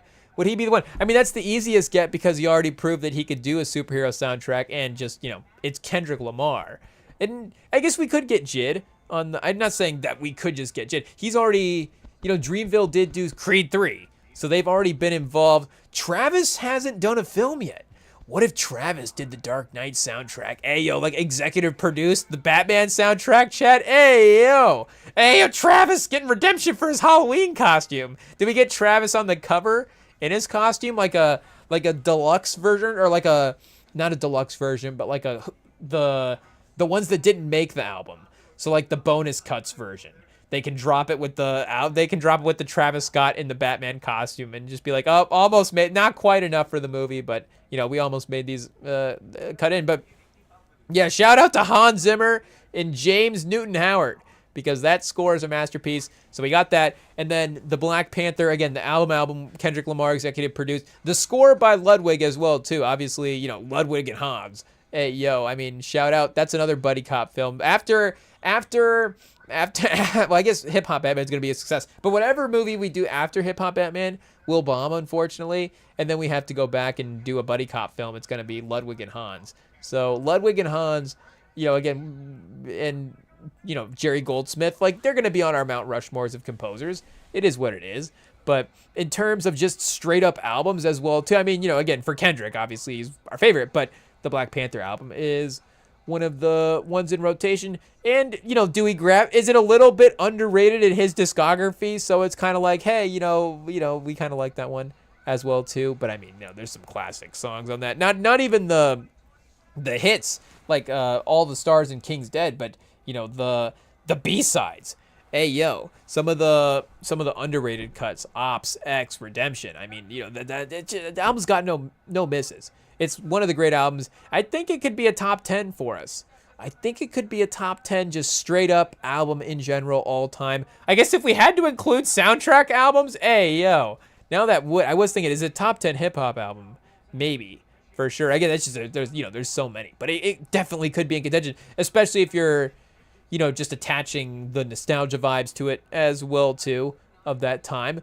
But the only thing I'm debating right now is that I still have them in the original plastic wrap at this point, and the sticker on this Dark Knight vinyl says that it has 2 Joker Spire LPs, one neon green and one violet splat vinyl. So the contrast of those Joker vinyls next to that Dark Knight cover would be pretty cool. I'm not gonna lie, I definitely want to look at that and see what that would look like. And on the front, it's got Batman staring out into the city. I don't know if I don't think it's a shot from the movie. Pause. But the back is the Joker, kind of iconic Joker cover that is classic. So just again, the blue, black, Dark Knight color tone of that color of that cover, and then the vinyls. I do sneaky like it when the vinyls do go a random different direction like that. Obviously, a good sleek. It doesn't say for Black Panther, if it's a like a purple vinyl or something like that. I think that would be the kind of the colorway that you'd go if you wanted to, do a splash of something like that. But I mean, on the other hand, the reason that the Black Panther cover is so sick is just because of how simple the design is. I mean, it really is, you don't think about the design is just the necklace, because the fact that it is the necklace in that way, I mean, it brings so much life to that background, but it literally is, again, just the necklace. Like, it's not like there is, any type of indication that it's actually set against like it's actually on a person per se. Again, it is, and again, obviously tread lightly, but it's not like there's the texture of the costume there or something like that, or the curvature of, a torso or something. But, again, literally, like, the entire movie is just implied with, to me, it is like actually one of the great covers as well too. Again, with the simplicity of the design, you could see the cover, like, I guess, because obviously Ye is so commercially successful over the course of his career, like that Donda cover as just another, like, just almost prominently, black color is, iconic just because of, it's like, oh, well, I guess you just did that. But, again, I think the next step execution of that is the Black Panther cover, and it is obviously reverse timeline. The Donda cover came after that, but the Black Panther cover is pretty sick. So shout out to our brother. He got us those. We added those. Again, we got them propped up on the coffee books. I don't know if long-term that's the best for the condition of the coffee books. The coffee books are not necessarily going to be resold based on their condition, though, because when we got them as a kid, that was not on our mind. But, we did want to keep them in good condition, so they did hold up anyway. So we might, who knows, like maybe this kind of row behind the couch here will be like a vinyl wall. But, I mean, we definitely would have got that Black Panther one anyways. And I wouldn't have necessarily have thought to we wouldn't have necessarily have thought to buy ourselves the Dark Knight one, but we're glad that we have that now as well too. And hey, again, I want to see the Joker inspired vinyls. It is what it is. Oh man, we need I guess the Joker soundtrack just from the movie itself is pretty good. But imagine, imagine if you dropped a Batman movie Joker soundtrack, Batman soundtrack, two separate, or like Joker side, Batman side Joker, side J, side B, side B, side J. I guess side J, side B could work, kind of. Side Joker, side Batman. Hey, pause. I don't know. But either way, we'll go to break. We'll be right back. UCLA still up 5 as the third quarter is working their way here. And we still got NBA on in the background. Don't go anywhere. The live stream continues right after this.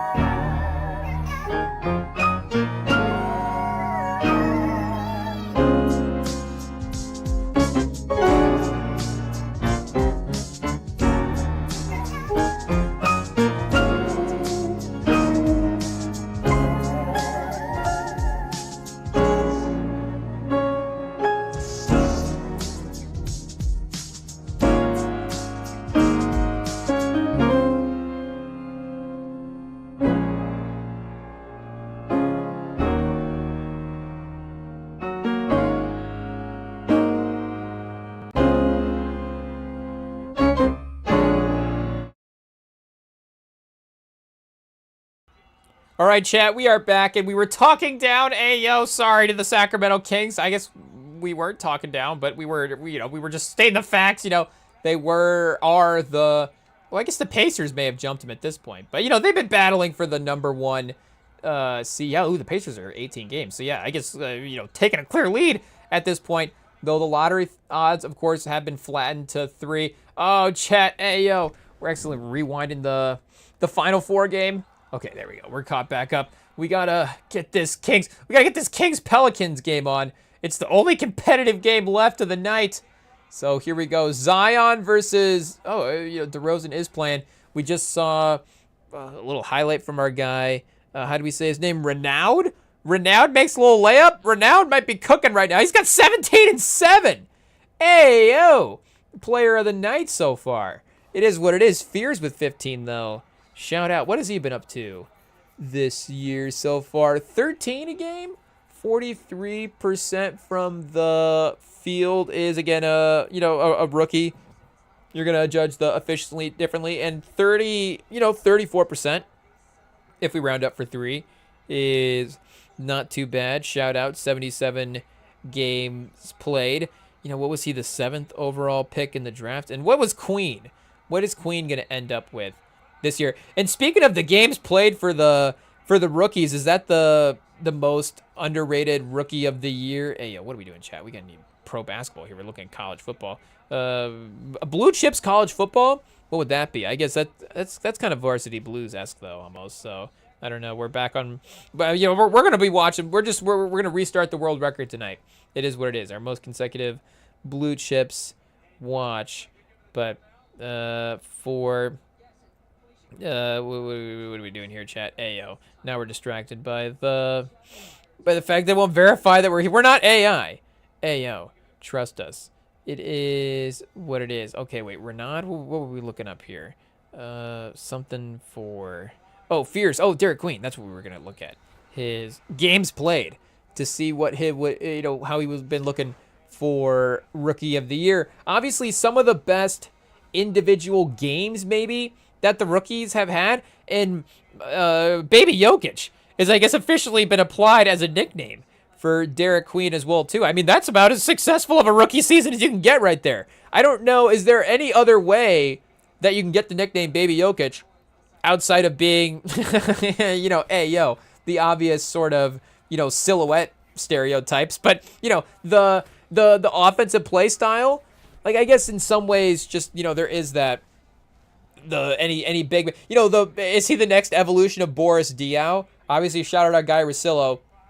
The guys on Life Advice doing their player comparisons. Boris Diaw is a common player comparison, or at least he was back in the day. I don't know if we need to do like a updated data stat check to see where the player comps lie now. I feel like there might be the effort to sort of bring some good variety is there, but Boris Diaw is definitely first team all pickup comp. Do we just need to do first team all pickup comp, chat? Hey yo. What's first team all NBA pickup comp? Maybe we get a Paul Pierce potential. Paul Pierce a little bit of a different all NBA level than Boris Diaw. I don't know if Boris Diaw ever made an all-star team, in Phoenix, or if he ever won like a 6 man of the year as well too. That's obviously like the bench all-star. Do we need a bench all-stars? Per se. He did win a most improved.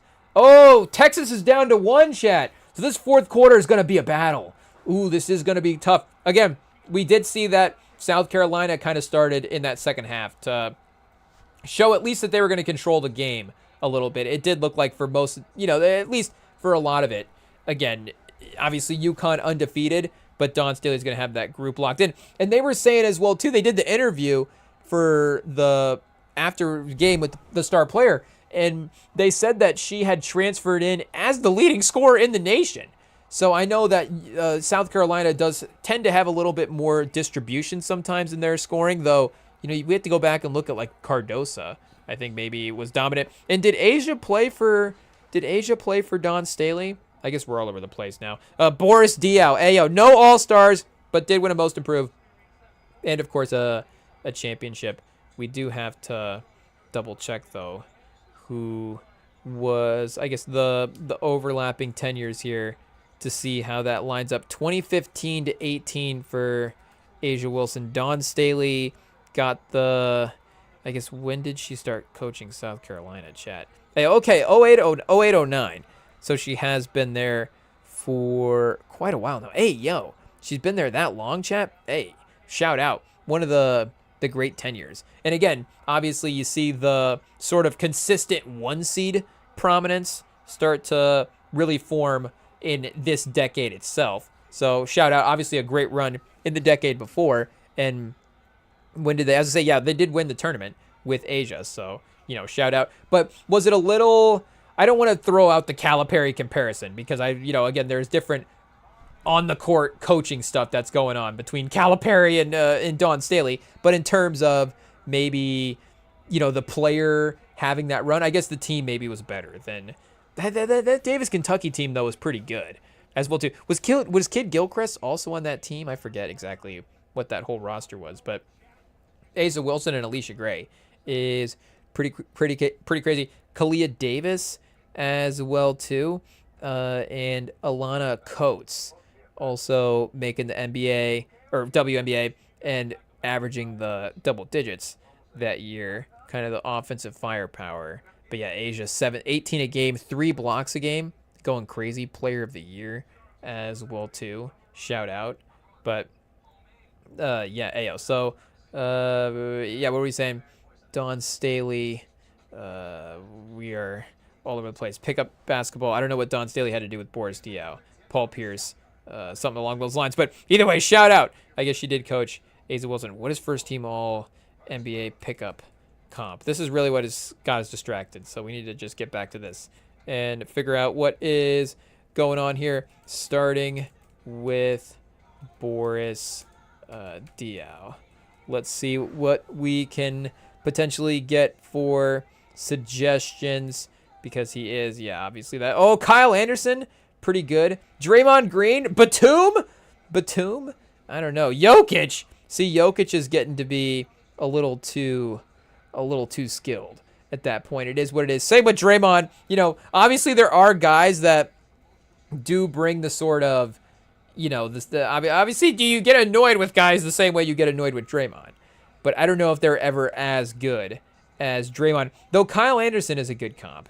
Obviously, the sort of, and again, obviously, Kyle Anderson's a great basketball player. Obviously, if we were shouting out Russillo, he would be quick to remind us that yes, obviously we're not in the NBA, but it's the comparison thing. It's in this game. Who am I in this game? It's not who am I in real life. Obviously, I'm not comparing myself to even Boris Diaw, or not even Boris Diaw. I'm not comparing myself to Boris Diaw. I'm comparing myself, Devontae Graham, I guess, Mac McClung. What's the list? I'm not comparing himself to any of those guys. Anybody that's been ranked in a 24/7 list has probably been better at basketball ever than I've ever been. Could we potentially, the 98th prospect in a year? I doubt it. We might get lucky in a game, but basketball players are good now. The level of basketball across America the level of skill is crazy. So again, if we're comparing direct skill, I'm not saying again in a pickup game, I'm going to go out there and, be as good as anybody. Am I as good as Bronny is at basketball? Heck no. There's not even close. Not even close. I'm not even as good as Bryce. Hey, yo. But if we're making comparisons, am I better? Hopefully, I guess ideally, maybe not even ideally, just, some people, again, comparatively, there are going to be people that are, better. I guess how do you phrase it? But there are going to be people that are going to be not the Bronny of the pickup games. They're going to be people that are the Austin Reeves of the pickup games. There's going to be people that are, I guess, there's obviously going to be nobody that's going to be the LeBron of the pickup game. That's going to be, pretty crazy. But there's going to be the Rui Hachimura of the pickup game, sort of the versatile, wing. And again, obviously, immediately you go comparisons at the pickup court. They start with just even if you go height, like nobody at centers at the pickup court are usually not 6'11". They're usually not 7 foot. Usually if you're 6'2", you should be posting up. You got to have that post fade on lock if you're 6'2", but you're a short guard in the NBA if you're 6'2". So it doesn't matter. But if you're 6'3", If you're 6'5" in the park, you might get a Wemby comp, honestly. And again, maybe it's I don't know, it's the Midwest short as well too. It might be. Now we're really all over the place. What's the tallest state? Hey, yo. I guess we gotta be careful, Googling some of that stuff with state, sizes. But either way, maybe Iowa pickup basketball's just got like a short crowd. I'm not sure. But I feel like average pickup game across the nation, 6'2" and above is center range. And if you're like myself, I guess if we get shoes with lifts, we can get to 6 foot. We're probably more of a 2-3. And maybe even in some pickup games, we can honestly be a small. I think and maybe I'm overreaching as well too. But in just like walk onto a park random pickup game, I think I could be a small ball 4. I think some games small ball stretch 4. Again, it's definitely a Jaren Jackson situation. I don't. Maybe it's like, okay, why does this guy get some more? But maybe I get more rebounds per 36 than Jaren Jackson. I don't know. We'd have to see. We're calling him out, chat. Jaren Jackson's our next one-on-one after we compete against Russ Smith or Peyton Siva. See, even if we did a Peyton Siva comp, yes, Peyton Siva's way better at basketball than us, but maybe could I proportionately do better in a pickup game than I'd be disrespectful, but I guess what are we doing here, chat? What are we doing? Always trying to justify our pickup basketball game. We're pro good comps for pickup basketball. Again, it does get. Are you gonna be Michael Jordan of the pickup game? Obviously, whoa, hey yo. But could you be Tyreek Evans? I don't know if that's the natural step down from Michael Jordan. Sure, who's a scoring wing with a good skill set, like a Mike. Could you be Michael Redd? Could you be the Michael Redd of a pickup game? That's a good comp. Michael Redd's pretty fun for sure. I guess I've seen LeBron block Cason Wallace right now in the halftime highlights, but Cason Wallace is a good pickup comp as well too. I think I could have a good Cason Wallace style pickup game. Devin Booker. See, could you have Devin or Con Canepo? Like Con Canepo might be a new pickup king comp. Hey, yo, we tread lightly, but obviously a guy who's maybe not always playing above the basket as well too is a scorer that, because is Devin Booker always playing above the basket? But Devin Booker can. Obviously he's got up. I guess not to say that Con Canepo couldn't necessarily put anybody on a poster. I'm sure he will at some point in his career. But obviously his game is a little below the basket. Kyrie definitely had a below the basket game, but again, just like his skill set is crazy. Maybe, I guess, does anybody comp themselves to Chris Paul? Nobody really. But does anybody want to play like Chris Paul as well too? Nobody wants to pass. Everybody wants to score. So that's the other thing. You have to, again, be honest.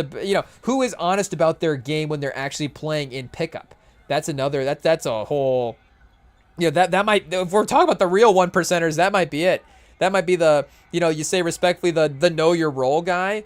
Because again, it's not even a bad thing. Sometimes you do have the other way where you do have a really good shot taker who needs to be taking more shots. You're like, that's an open 3. You should be taking that 3. You can make that. Sometimes, again, it does go the opposite way as well too. So it's just, knowing your role, again, respectively, is obviously, it's the secret. It's the secret to basketball. It really is. And it's obviously, it's the 1% in the NBA. It's the 1% in pickup as well too. UCLA with a little bit of a run here, up 10 on Texas. Texas having to call a timeout. So again, a battle in that third quarter. Definitely crazy there. But looks like the perimeter game has stepped up a little bit for UCLA as well too. Turnovers, creating points that way. So yeah, it looks like, they might be controlling the game. And they have controlled the game, most of it. It's just, would Texas maybe go on that run to take the lead or keep it close enough to, have that end of game sort of burst as well too, to take the lead there. But either way, shout out. Obviously, the Lauren Betts Jaquez combo, at least for, the names that we can remember right off the top, is they were there last year, so there's that revenge factor as well too of them just going through the season, trying to get that title accomplishment. And like we were saying, Betts and Booker. Betts has been, I'm sure, first team. I'm sure both of them were first team All-American. But, one of them, of course, is going to have to advance 17 a game. I guess last year, going crazy. Obviously, the numbers are great this year. 58% from the field is still great. But, 65% from the field last year. If that type of crazy efficiency is there, that's, do we need to pull up a tankathon real quick? Who's going to be drafting Lauren Betts, chat? Is it going to be where the fever at? Betts and Boston and Clark. Betts and Beckers, chat. Betts and Beckers could be fun. They got Betts at 4th right now to the Mystic. Miles 3rd to Seattle via trade.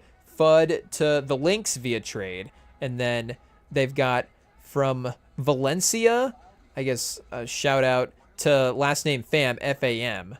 I guess, is this from overseas? Oh, Spain. So I guess, shout out. Not as familiar with the game, but 52% from the field, 6'4". Shout out. I guess maybe a little bit more of a prospect. So Fudd, has had a great run in UConn as well. So I'm not necessarily saying, again, just to scout the tournament, and to scout even just the Final Four as well too is definitely not the appropriate way to do it. So I don't know. Again, I haven't necessarily seen enough games to know about carrying an offense or anything like that. I just know that if you were drafting, of course, in the NBA, to have we've seen this debate, of course, again, to bring up guys like, Paolo and Chet, where it's like, could you have a guy where, you're going to be carrying the offense versus a guy that is going to be like highly impactful, especially if he has like another guy that can carry the offense. And, on a given night, of course, Chet can carry an offense, but, can he carry it? And, can he carry an offense better right now than Paolo can? Maybe he can. I'm just saying that in theory, what Paolo can bring in terms of carrying a team. And again, we'd have to do the YouTube run to see what is going on here for, the totality of the game. But it's clear as well, too, that obviously this UCLA team has been dominant. And I guess, you got Kiki Rice as well, too, the 5th pick. So immediately, another guard. And then Jaquez, the 10th pick in the draft. So Jaquez to the Fever would be pretty fun. A wing like that. Okay, so they bringing back Kelsey Mitchell. We'll have to do an offseason update to see what is going on here. And I guess I don't know exactly what the league has been doing in terms of moves because, the big move to figure out has been, improving the financials of everybody in the league and making sure that the distribution is, appropriate there. And, I guess hopefully that at least, the CBA this time was a good step forward in that direction. But, again, just in terms of the construction, that would be a good piece that they could use there, again, for having obviously already a ball-dominant player in, Clark, and a player that can be as well too in Boston, who can, again, take a good portion of the scoring opportunities if needed. And again, if they're bringing back Mitchell, obviously Mitchell can be a lead scorer as well too. We've got the Aces traded their pick to Seattle, so they won't be drafting in the first round again, but no surprise there. So and wait, is Booker in the class for this year as well too? Here, let's see, because again, the eligibility rules obviously are different for the W than they are for the NBA. So is Booker for next year's class then potentially? We got a junior. So I guess unless the CBA changed the rules or something, but 2-time All-American. So she'll have a potential to be 3-time All-American then. It would be difficult to not see that happening. You see immediately the numbers got better. They've gotten better literally every year, 45%, 46%, and 52%. And the volume hasn't really changed as well too. You could have that freshman year where you're taking less shots. Maybe that does, make you more efficient because the looks are a little bit easier if you have those players around you. But, 13, 14 shots a game consistently here for 3 years, and just steady improvement in the shot making. And again, this UCLA team is stacked. The Final Four, tough matchup here. I'm sure, if anything, the fact that the quote unquote you have to return next year. Like that revenge factor for Texas now, she'll be in the spot, kind of that Betts is in as the senior going for revenge there. So yeah, one-on-one Betts on defense that time. Booker misses the jumper. It's just going to be a tough night. It is what it is. And we can see what they ended last year. I'm sure they had a good run in the tournament. Lost to South Carolina. Hey, yo. So the story of many teams, again, in this decade, in the Dawn Staley era, it is what it is. So, hey, yo, were we going to do storylines about, Booker in the Final Four? I don't think it's necessary because, again, obviously that opportunity is definitely going to be there next year as well, too, to be able to, and again, obviously getting to the Final Four as well, too, consistently just shows that impact on the team that her playmaking has. And again, just her shot making ability, like, hey, yo, I mean, that alone is just going to be, I mean, this is, again, if this was in the NBA, even if the numbers weren't as efficient, it'd be just like the pure potential of the scoring there is crazy. And I don't know, again, hey, yo, Caitlin Clark's a crazy shot maker. I'm not going to say anybody's a better shot maker than Caitlin Clark, but, and again, they were comparing her to Durant earlier, like in that Durant, I guess if we were just going to make the easy Durant-Curry comparisons, because that's obviously who Caitlin Clark was getting compared to, you could say that, yes, obviously Steph Curry is as good of a shot maker as Kevin Durant. And when you boil it down to the, I guess not even the, Durant, though, again, the percentages, like Durant is kind of a little bit better from the mid-range stuff, obviously efficiency-wise. Like he's been more over 50% over the course of his career. Again, he is taking more consistently closer shots. So, hey, yo, that does factor into it. Even if you're a center, taking, hook shots and stuff like we're saying, you got to be in the upper 50s to really maximize your efficiency, hopefully. But, again, there is a type of shot that Durant can get that is just a little bit more, it's just it's a different aesthetic.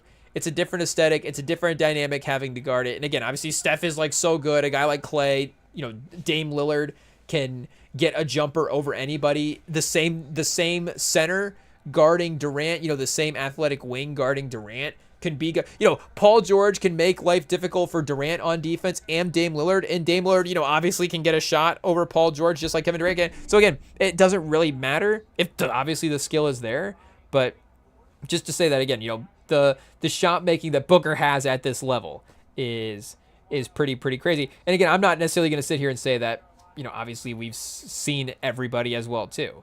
It is what it is. And that's even from a, to really lock in, we're literally even talking about the Caitlin Clark era, the last couple of years of college basketball. But even more specifically, you could obviously debate the historical scale of a prospect, which is definitely fun to do and is definitely important in terms of, again, like, the expectations or the hype or the management, as, maybe even more so the management of the talent that you are acquiring.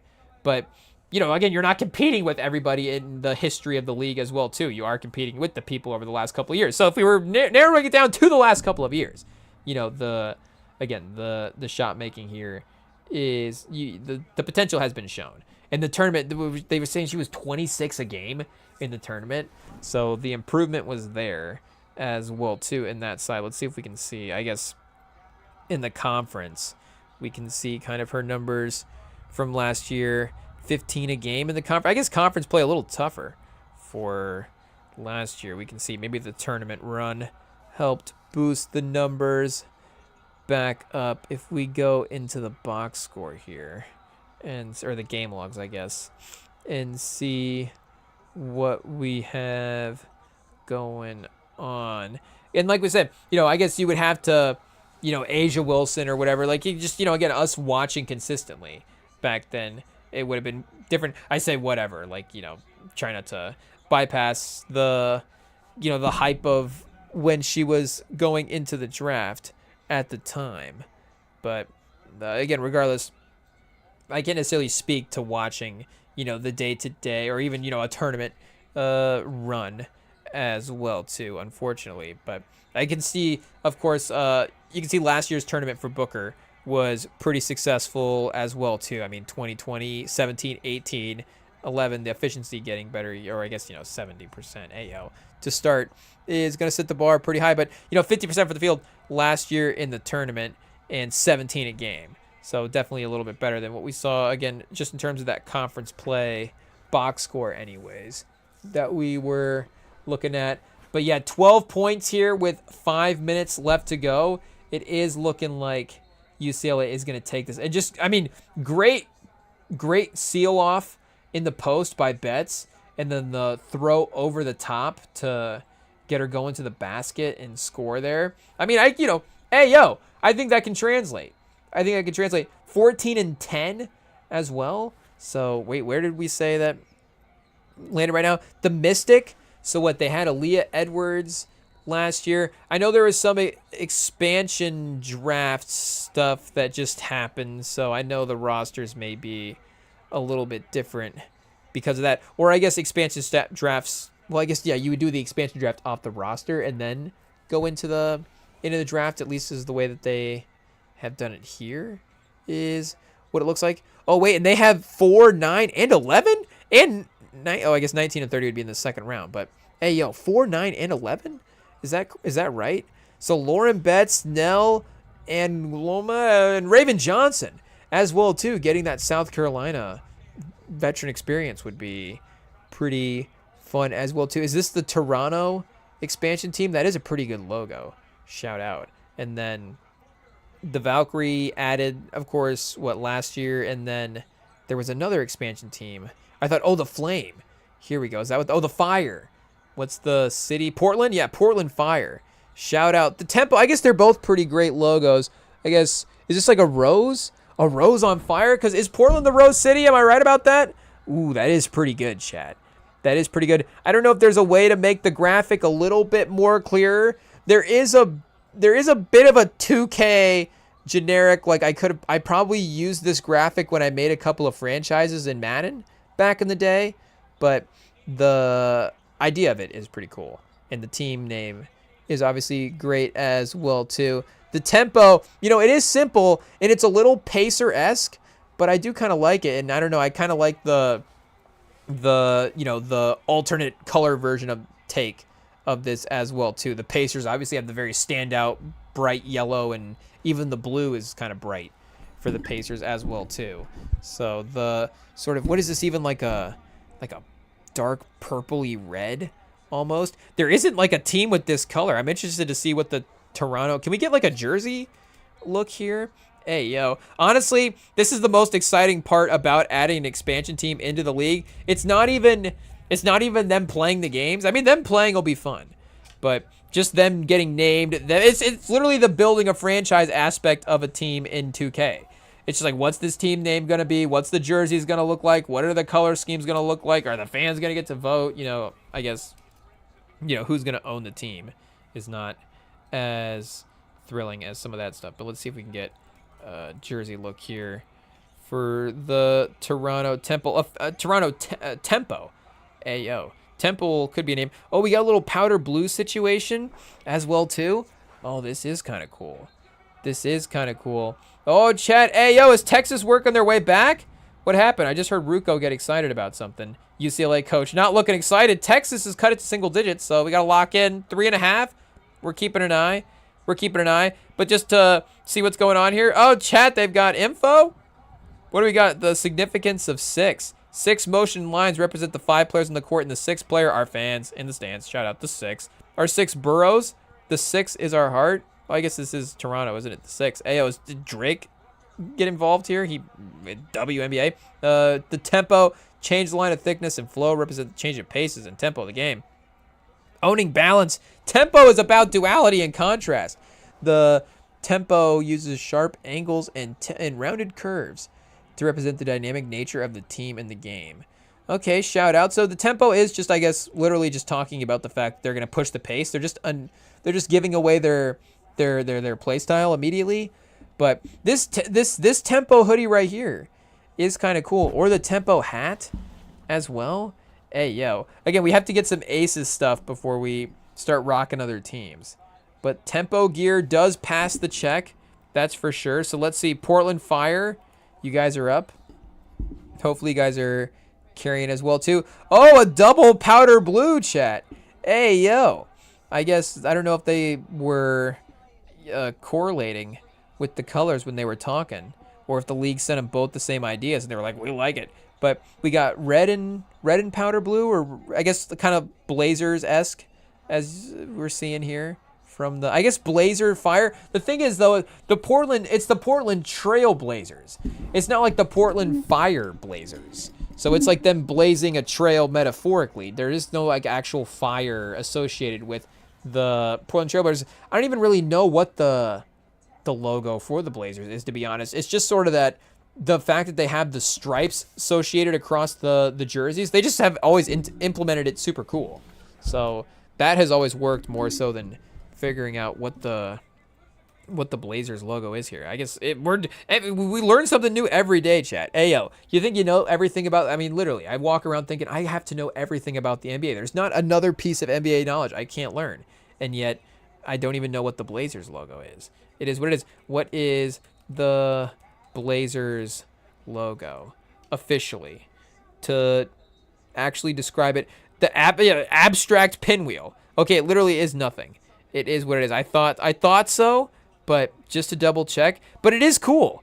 Whatever it is cool. Maybe we need more nothings for designs for the NBA or for sports in general. I know that, again, this might be a one-off situation. It might be the only logo in sports that is like this. Hey, yo. Key aspect of the logo. The design, it's not a mascot or a basketball, but rather a geometric, stylish representation of the game. Whoa. Hey, yo. The 10 lines represent the 5 offensive and 5 defensive players. It's like the yin and yang of offense and defense. It might be, honestly. While it minor tweaks since the 70s. Ooh, chat, just saw a lightning flash in the background. Somebody taking a picture out there. Do we have paparazzi outside the studio, chat? Hey, yo, IT, kick them out. Wow, minor tweaks in the 1970s. What do you got? 2017. The feature pinwheel with Portland. Oh, so they added the names, I guess, to the logo.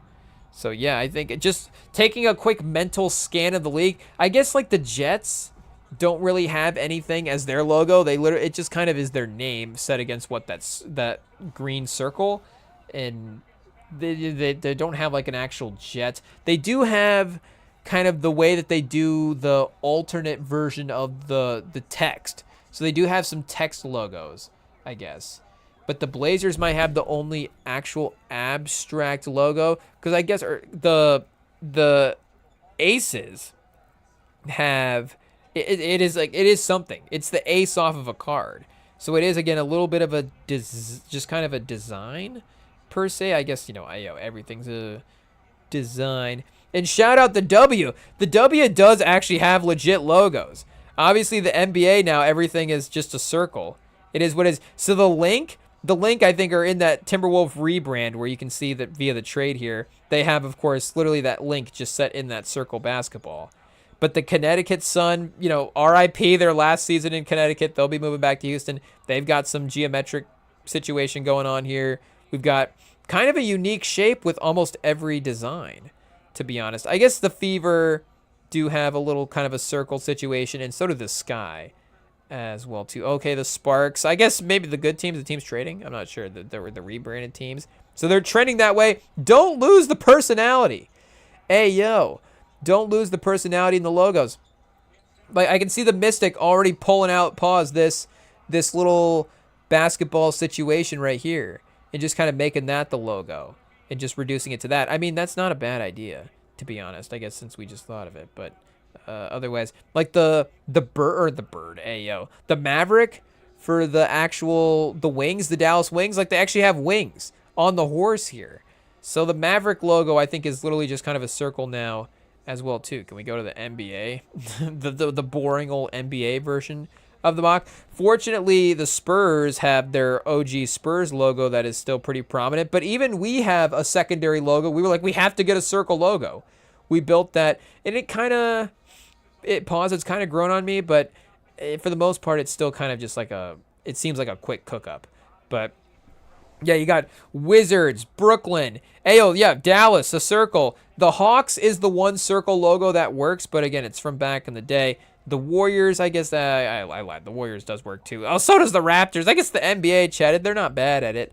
They're not bad at it. The Nuggets, the skyline is better. What happened to the skyline? What happened to the Rocky Mountains? Hey, yo. I guess Boston is iconic, the Lakers. So yeah, I guess maybe just Brooklyn and the Wizards. Hey, yo, the Wizards just kind of messed up. It is what it is. Who knew? A bad move out of Washington, chat. Hey, yo. It is what it is. But we got Brooklyn, like we said, just kind of simple there. I guess the Jazz, but it makes sense with the note. The Mavs. The Mavs. Let me see. Do we have an NBA logo history? We're back on Mavs for a lot of Mavs franchise history today. Maybe too much. We can stop there. I guess Phoenix, kind of iconic. Maybe overrated, underrated. I don't know. What is overrated, underrated for the league logo, for the circle logo trend at this point? Because again, like the Raptors, this is a good take on it. This is a good take. You have the Raptor claw over the basketball. That does work. I know the Jurassic Park Raptor is such an iconic logo, but this works as well too. Okay, chat. Hey, yo. 90 seconds left. Texas down 5. Okay, let's lock in here real quick. Let's Kiki right. Oh, chat. UCLA turns it over. Texas has a chance to make this a one-score game. A corner three. Pump fake. No, settle it down. Drive back middle. Spin to the rim, chat. Oh, there it goes. There it goes. Texas is down 3. Oh, chat. Can we get the score pulled up here? I don't know if we want a spoiler. 55 seconds left. Whoa. March Madness. I was going to say, what are the odds that both...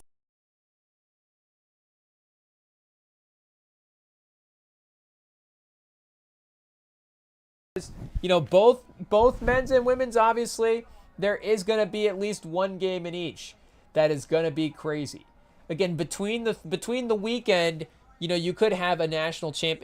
Between the weekend, I guess you're going to have one game. So I guess maybe both of these games could have gone crazy. But then that would have just meant the national championship game was going to be insane. So obviously, you know, people are thinking that that's going to be Michigan, Arizona in terms of the crazy competitive game this week. I think that UConn, Illinois is going to be a good game. That's going to be a good game. Both those teams are like highly functioning units, if that makes sense. Well-oiled machines. Hey, yo. Obviously, Hurley, you know, again, the Dawn Staley of the men's side. But the Illinois offense has been really locked in for the tournament. I guess the Houston game was a little, you know, a little weaker, but otherwise they've been very, very consistent, and the best version of it is, again, just a very smooth, very high-scoring, very efficient, just all of a sudden just go on a little bit of a 12. You're just like, okay, what happened in this game? Very able to control the game as well, too. All the teams in the tournament, I mean, as you would expect, very able to control the pace of the game. I was going to say, whoa, Precious Achiuwa with 29 and 12 tonight, but no, third quarter, and that's, I guess, the last time that they played the Pelicans, and he missed a free throw, so who knows what was happening with Precious Achiuwa in that game. Okay, Texas, they have to get a stop. 35 seconds left. They're going to not, I guess you don't want to foul because you can get a stop here. A pull-up jumper. Oh, it missed. It missed. Booker with the rebound. 26 seconds left. I don't think they have a 2-for-1. Booker pushing the pace. She gets all the way to the basket. Blocked by Betts. Oh, chat. Whoa, star on star, and Betts gets the block. Hey, yo, chat. I mean, Booker pushed the pace. You know, she had a good look. Again, Betts is, again, one of the best in the nation, but obviously so is Booker. So, you know, may the best player win. And again, obviously, Betts got the great defensive stand there. I mean, yeah, that's clean. And, you know, again, goes for what has been, you know, a little bit of probably a tough shooting performance for Booker. Hey, yo. Whoa. Hey, yo, chat. Ooh. It is what it is. You know, sometimes you just have a night. It is what it is. 3 for 23 is. That's tough, chat. That's a tough one. That revenge factor is going to be crazy next year. Crazy. That is. That's one that you're. You know, you feel bad for the player. You feel bad for the player. You love the mentality. You love the mentality. It's you know, anybody going 3 for 23 in a game is wild. But hey, yo, chat, pass the ball at some point. You know, he said Booker's shot making is crazy, but I guess the shot selection is gonna be the thing that obviously any star player, you're just gonna want him to keep going. You're never gonna want him to give up the confidence. I'm sure, you know, how many Carmelo Anthony stat lines do we have to look up where it's like, you know, at what point could maybe he had, you know, maybe worked a few assists into the stat line instead of some field goal attempts. But, you know, obviously, again, it's just a tough dynamic to see on a stage like this. It is what it is. So, I mean, shout out. The thing about going quick as well, too, is there is 18 seconds left. So there is time to, you know, potentially make up some possessions, make up a possession here if you are able to commit a turnover or a missed shot. But again, off of that last possession, UCLA was forced to take a shot because of the shot clock situation. And you could hold for a better look there, but honestly, again, I mean, this game is 47-44. Like, the half-court offense has not been successful tonight. It is what it is. Again, Booker 3 for 20. At that point, 3 for 22, and not all the half court, but you know, over the course of the game. So again, I have no problem necessarily with the idea of going quickly there and giving yourself the opportunity to get stops later. You do have 2 timeouts. Maybe 1 timeout you think a little bit differently. 2 timeouts, I guess you maybe use 1 there. So they foul, and the problem with playing the foul game now is, of course, you know, they're going to be 2 possessions even if they make 1 as well. But again, Booker's one of the best players in the nation. So if anybody's going to not call timeout and just go the length of the floor and try to get a quick bucket, you know, Booker is going to be one of the ones that you would probably, you know, absolutely say, yes, that is a good play.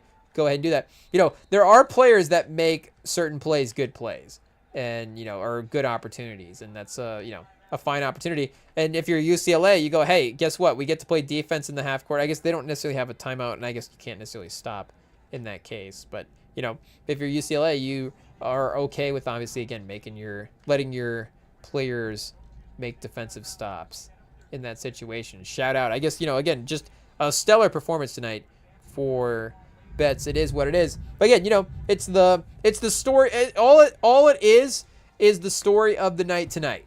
You know, tonight, Bets 16 points, and not to, you know, disrespect either way. Obviously, great tournament both ways. Bets great run. Bets story can continue for the championship game against South Carolina, which is going to be an insane matchup as well too. South Carolina versus UCLA.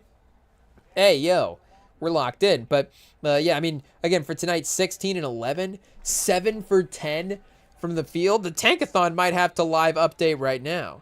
It might have to, honestly. Again, I don't know how you don't watch this and think, you know, franchise player, or at least, again, you know, not to say that we're the WNBA experts over here, but just from a basketball sense, like, I think this is, you know, how is this not at least the second person on a championship team at some point?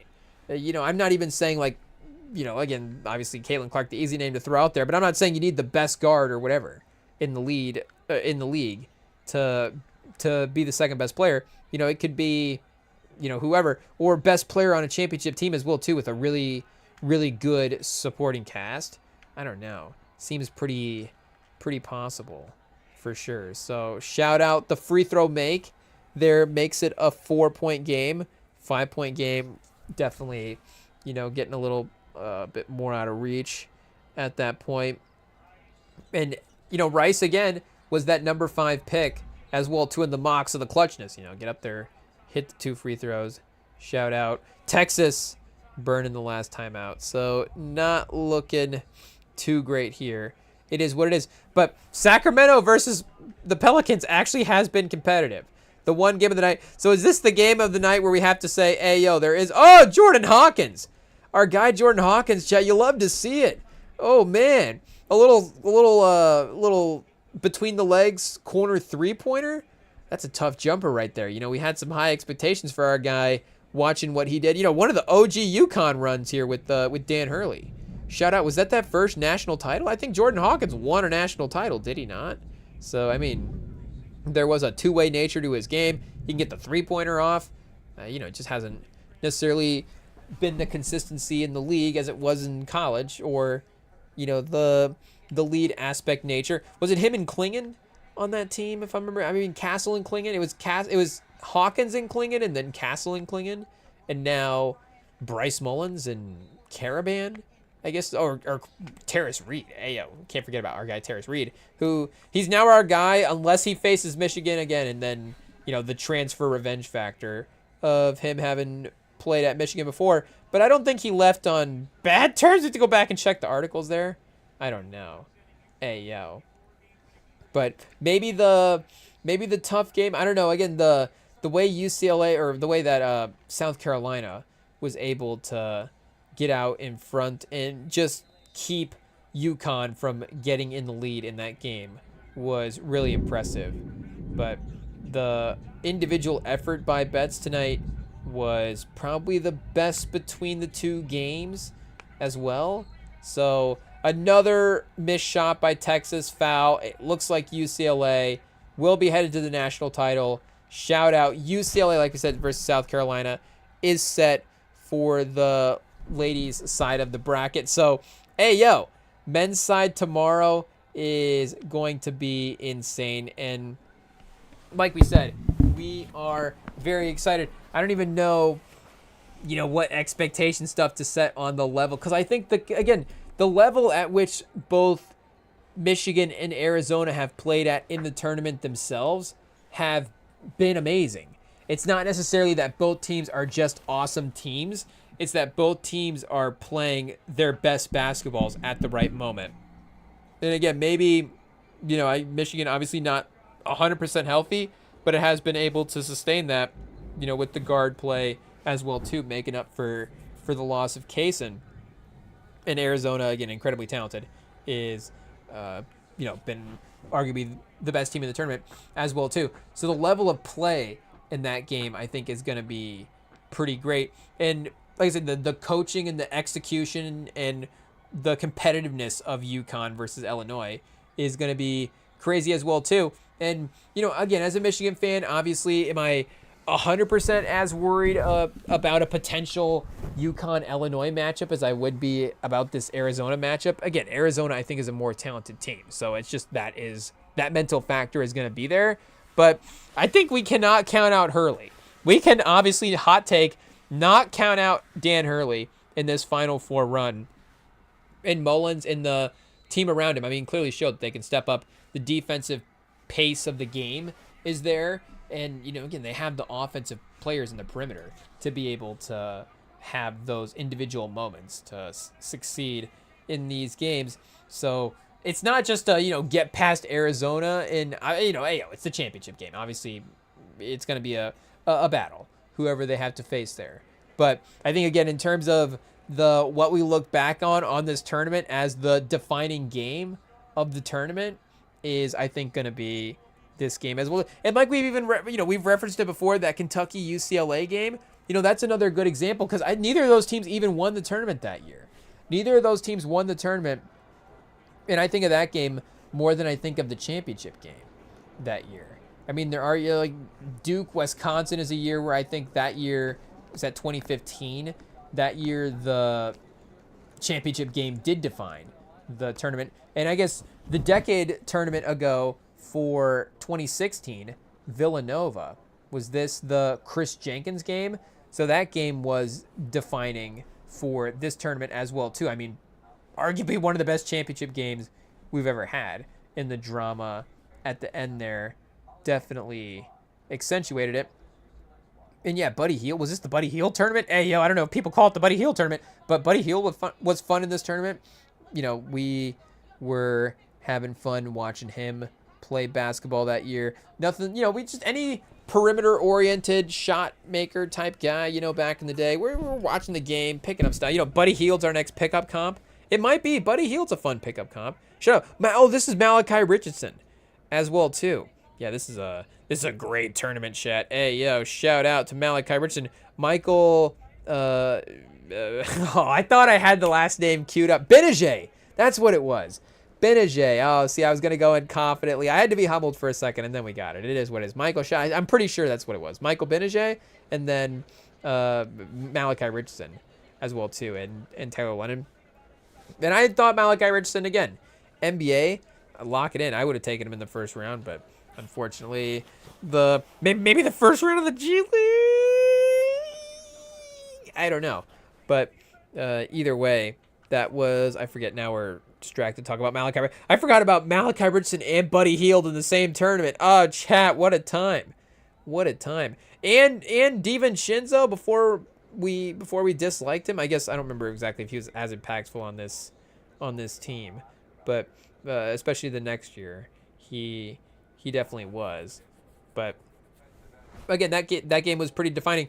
This Virginia tournament, where Virginia won, I guess the year before, they of course lost to the 16 seed as the 1 seed. That game almost became the defining game of the tournament in a way, as the historic result there had never happened. As we say that, of course, to overlook the fact that, again, DiVincenzo went crazy in the championship game, and unfortunately, Michigan was not able to win that one. But you even had Loyola Chicago this year as well too, making their run. So yeah, UMBC versus Virginia, and I think that Villanova team, again, because they were in the iconic moments that they were and they were around so much, like, they're remembered pretty well. And again, that game was, unfortunately, the national championship game was not competitive enough to be remembered. It is what it is. I don't even want to look up the final score for it. Oh, chat. Oh, yikes. But I would say that Loyola, Sister Jean, and UNCB, like, the underdog factor of that tournament was definitely the standout thing of the tournament. So again, I think point being, this will be, and I guess here we can check as of right now, what would be, if just the tournament was an absolute dud, I guess it would be UConn. It would be UConn at this point, right? With the Cam Boozer collapse. So again, I think that just a little bit of like a team of destiny situation, but I guess we just said that the defining thing doesn't have to be the winning thing. So that could, I guess, be the defining thing. And, UConn, of course, could not win the title. Hey, I mean, they could lose to Illinois, they could lose to Arizona, or, they could lose to Michigan as well too. Ooh, a possibility that, we do hope happens. Hey, but, or like Zion and Taco Fall, like we mentioned as well too. I guess here, let's see, most. And again, obviously there is only one championship game compared to, tens of other tournament games. So just the odds of that, I guess, or the Final Four game. But most iconic, I guess, like the Leitner shot, that year. I guess we're going to get some pretty the basic moments. But March Madness, can we go like last 10 years, maybe last 10 years, just to, not, I guess, not to say that, is the Leitner shot overplayed, chat? It's overplayed. It is what it is. Yeah, see, UNCB stuns Virginia, #1. So obviously first round different. Chris Jenkins, buzzer beater, obviously opposite end of the scale, like we just said. The Suggs, the Gonzaga, is that Gonzaga UCLA? Where, yep, iconic run. Loyola Chicago, their run. Oh, Chad, Arike Agumbawale. The back-to-back jumpers in the Final Four, of course, versus, what do we have? UConn and then Mississippi State. So even if they had lost that Mississippi State game, her making that jumper against UConn still would have lived on as probably the most iconic moment. Kevin Ware, chat. Hey, I'm afraid to even scroll down for how crazy that injury was. But, I mean, shout out for him even able being, of course, to, return to the basketball court again. Texas A. Oh, chat. The Texas A&M Northern Iowa game. That game was like people were talking about that game, and that was like a Sweet 16 game. So there you go. So point being, we'll have to see if RJ Hunter. Shout out to RJ Hunter. Wisconsin ends Kentucky's perfect season. Though again, I do think the Tyus Jones, Duke, Jahlil Okafor, like that team was really good, and that game was a really good game as well too. That Tyus Jones performance was pretty iconic. Jordan Poole versus Houston, that whole Mo Wagner run. UConn in 2014, Shabazz Napier, I guess Kemba Walker, obviously as well too. I don't know if that quite goes into the decade cutoff there. That might be like a 10, 15 year cutoff. But yeah, shout out to hopefully what is, do we go best Final Four games of all time? Hey, that might be a little bit of a, a tough bar for it to set. Because again, this will be interesting to see as well too, like what the potential NBA talent obviously is as well too. You know, guys like Luxembourg, Lenneborg being like transfers and later on in their careers. You know, obviously hyped up college stuff. And the NBA translation, like we're fans for sure. We hope that the drafting is there, but you know, we'll see how it ends up translating as well too. Duke versus Butler, Wisconsin versus Kentucky, Michigan versus Seton Hall. Shout out Glenn Rice. Indiana, Syracuse. I guess a lot of finals. Duke versus UNLV. So there we go. There's a semi. That could honestly be a little bit like it though. Stacey Augmon and Larry Johnson versus Leitner and Grant Hill and Bobby Hurley. I don't know if that's exactly what the rosters were totally for Duke there, but UConn versus Duke in the 1999 final. Memphis versus Kansas. Gonzaga versus UCLA. Yeah, Villanova versus North Carolina is another one on the list as well. So we'll see what happens. Hopefully, if it's not a great game, it's in our favor. And again, we are favored. So I think that would be ranked most likely outcomes. What do we got? Michigan. What do we get? Michigan dominant, Arizona dominant, Michigan close, or Arizona close. It would probably be, you know, Michigan close, Arizona close, Michigan dominant, Arizona dominant, right? So, you know, again, it definitely works in our favor there. But was there anything else we missed from the night in the NBA? Hey, yo. You know, not necessarily, like we said when we were reviewing the scores earlier, a ton going on leading into this, you know, burner of a Pelicans-Kings game in a Renaud double-double. Renaud versus Fears battling it out. Siakam with 30 tonight. Bones Highland with 21. McCollum with 25. Speaking of Jones, Trey Jones. Hey, yo. Little 13 and 8. Leading the 96-point Bulls in a 40-point loss. Hey, yo. Shout out. Anunoby with 31 and 8. Cody Williams, 21 and 11. Do a little quick Cody Williams check real quick. I thought he hit like a little game winner situation or something the other night. I saw his brother Jalen Williams, of course, for the Thunder, complaining about Cody Williams' highlights because they looked kind of like Shea's. And yo, you know, but he had like a push off that he didn't get called for. But you know, Shea just had that one recently that did get called, so I guess he was still salty about that. But you know, 8 a game for the season. Yeah, yo, 24 on 55%, 24 on 64%, and then, you know, a good old 0 for 9 versus Phoenix just to balance it right out. And then a 26 on 50%, and then 9 again against Denver, 3 for 10. So you can see he's definitely a little bit heat checky at this point. But I mean, there's some real performances here. Do we need to do an end of season all-star check? We might have to do a little stat filter here and see what we can find. Go to NBA.com real quick. I guess this is like a month-long situation now. Hey, yo. I mean, this is like a real thing. If it goes for a month, I don't know. 48% from the field. Okay, that's something. 24% from 3. Needs to still obviously improve a little bit. But again, 48, what do we got from 2? 54% from 2, 16 a game. Like, that's obviously, okay, there's a skill set that's starting to be displayed. He can start getting looks. You can see he can start to see that there are looks that he can generate for himself. 4 assists a game.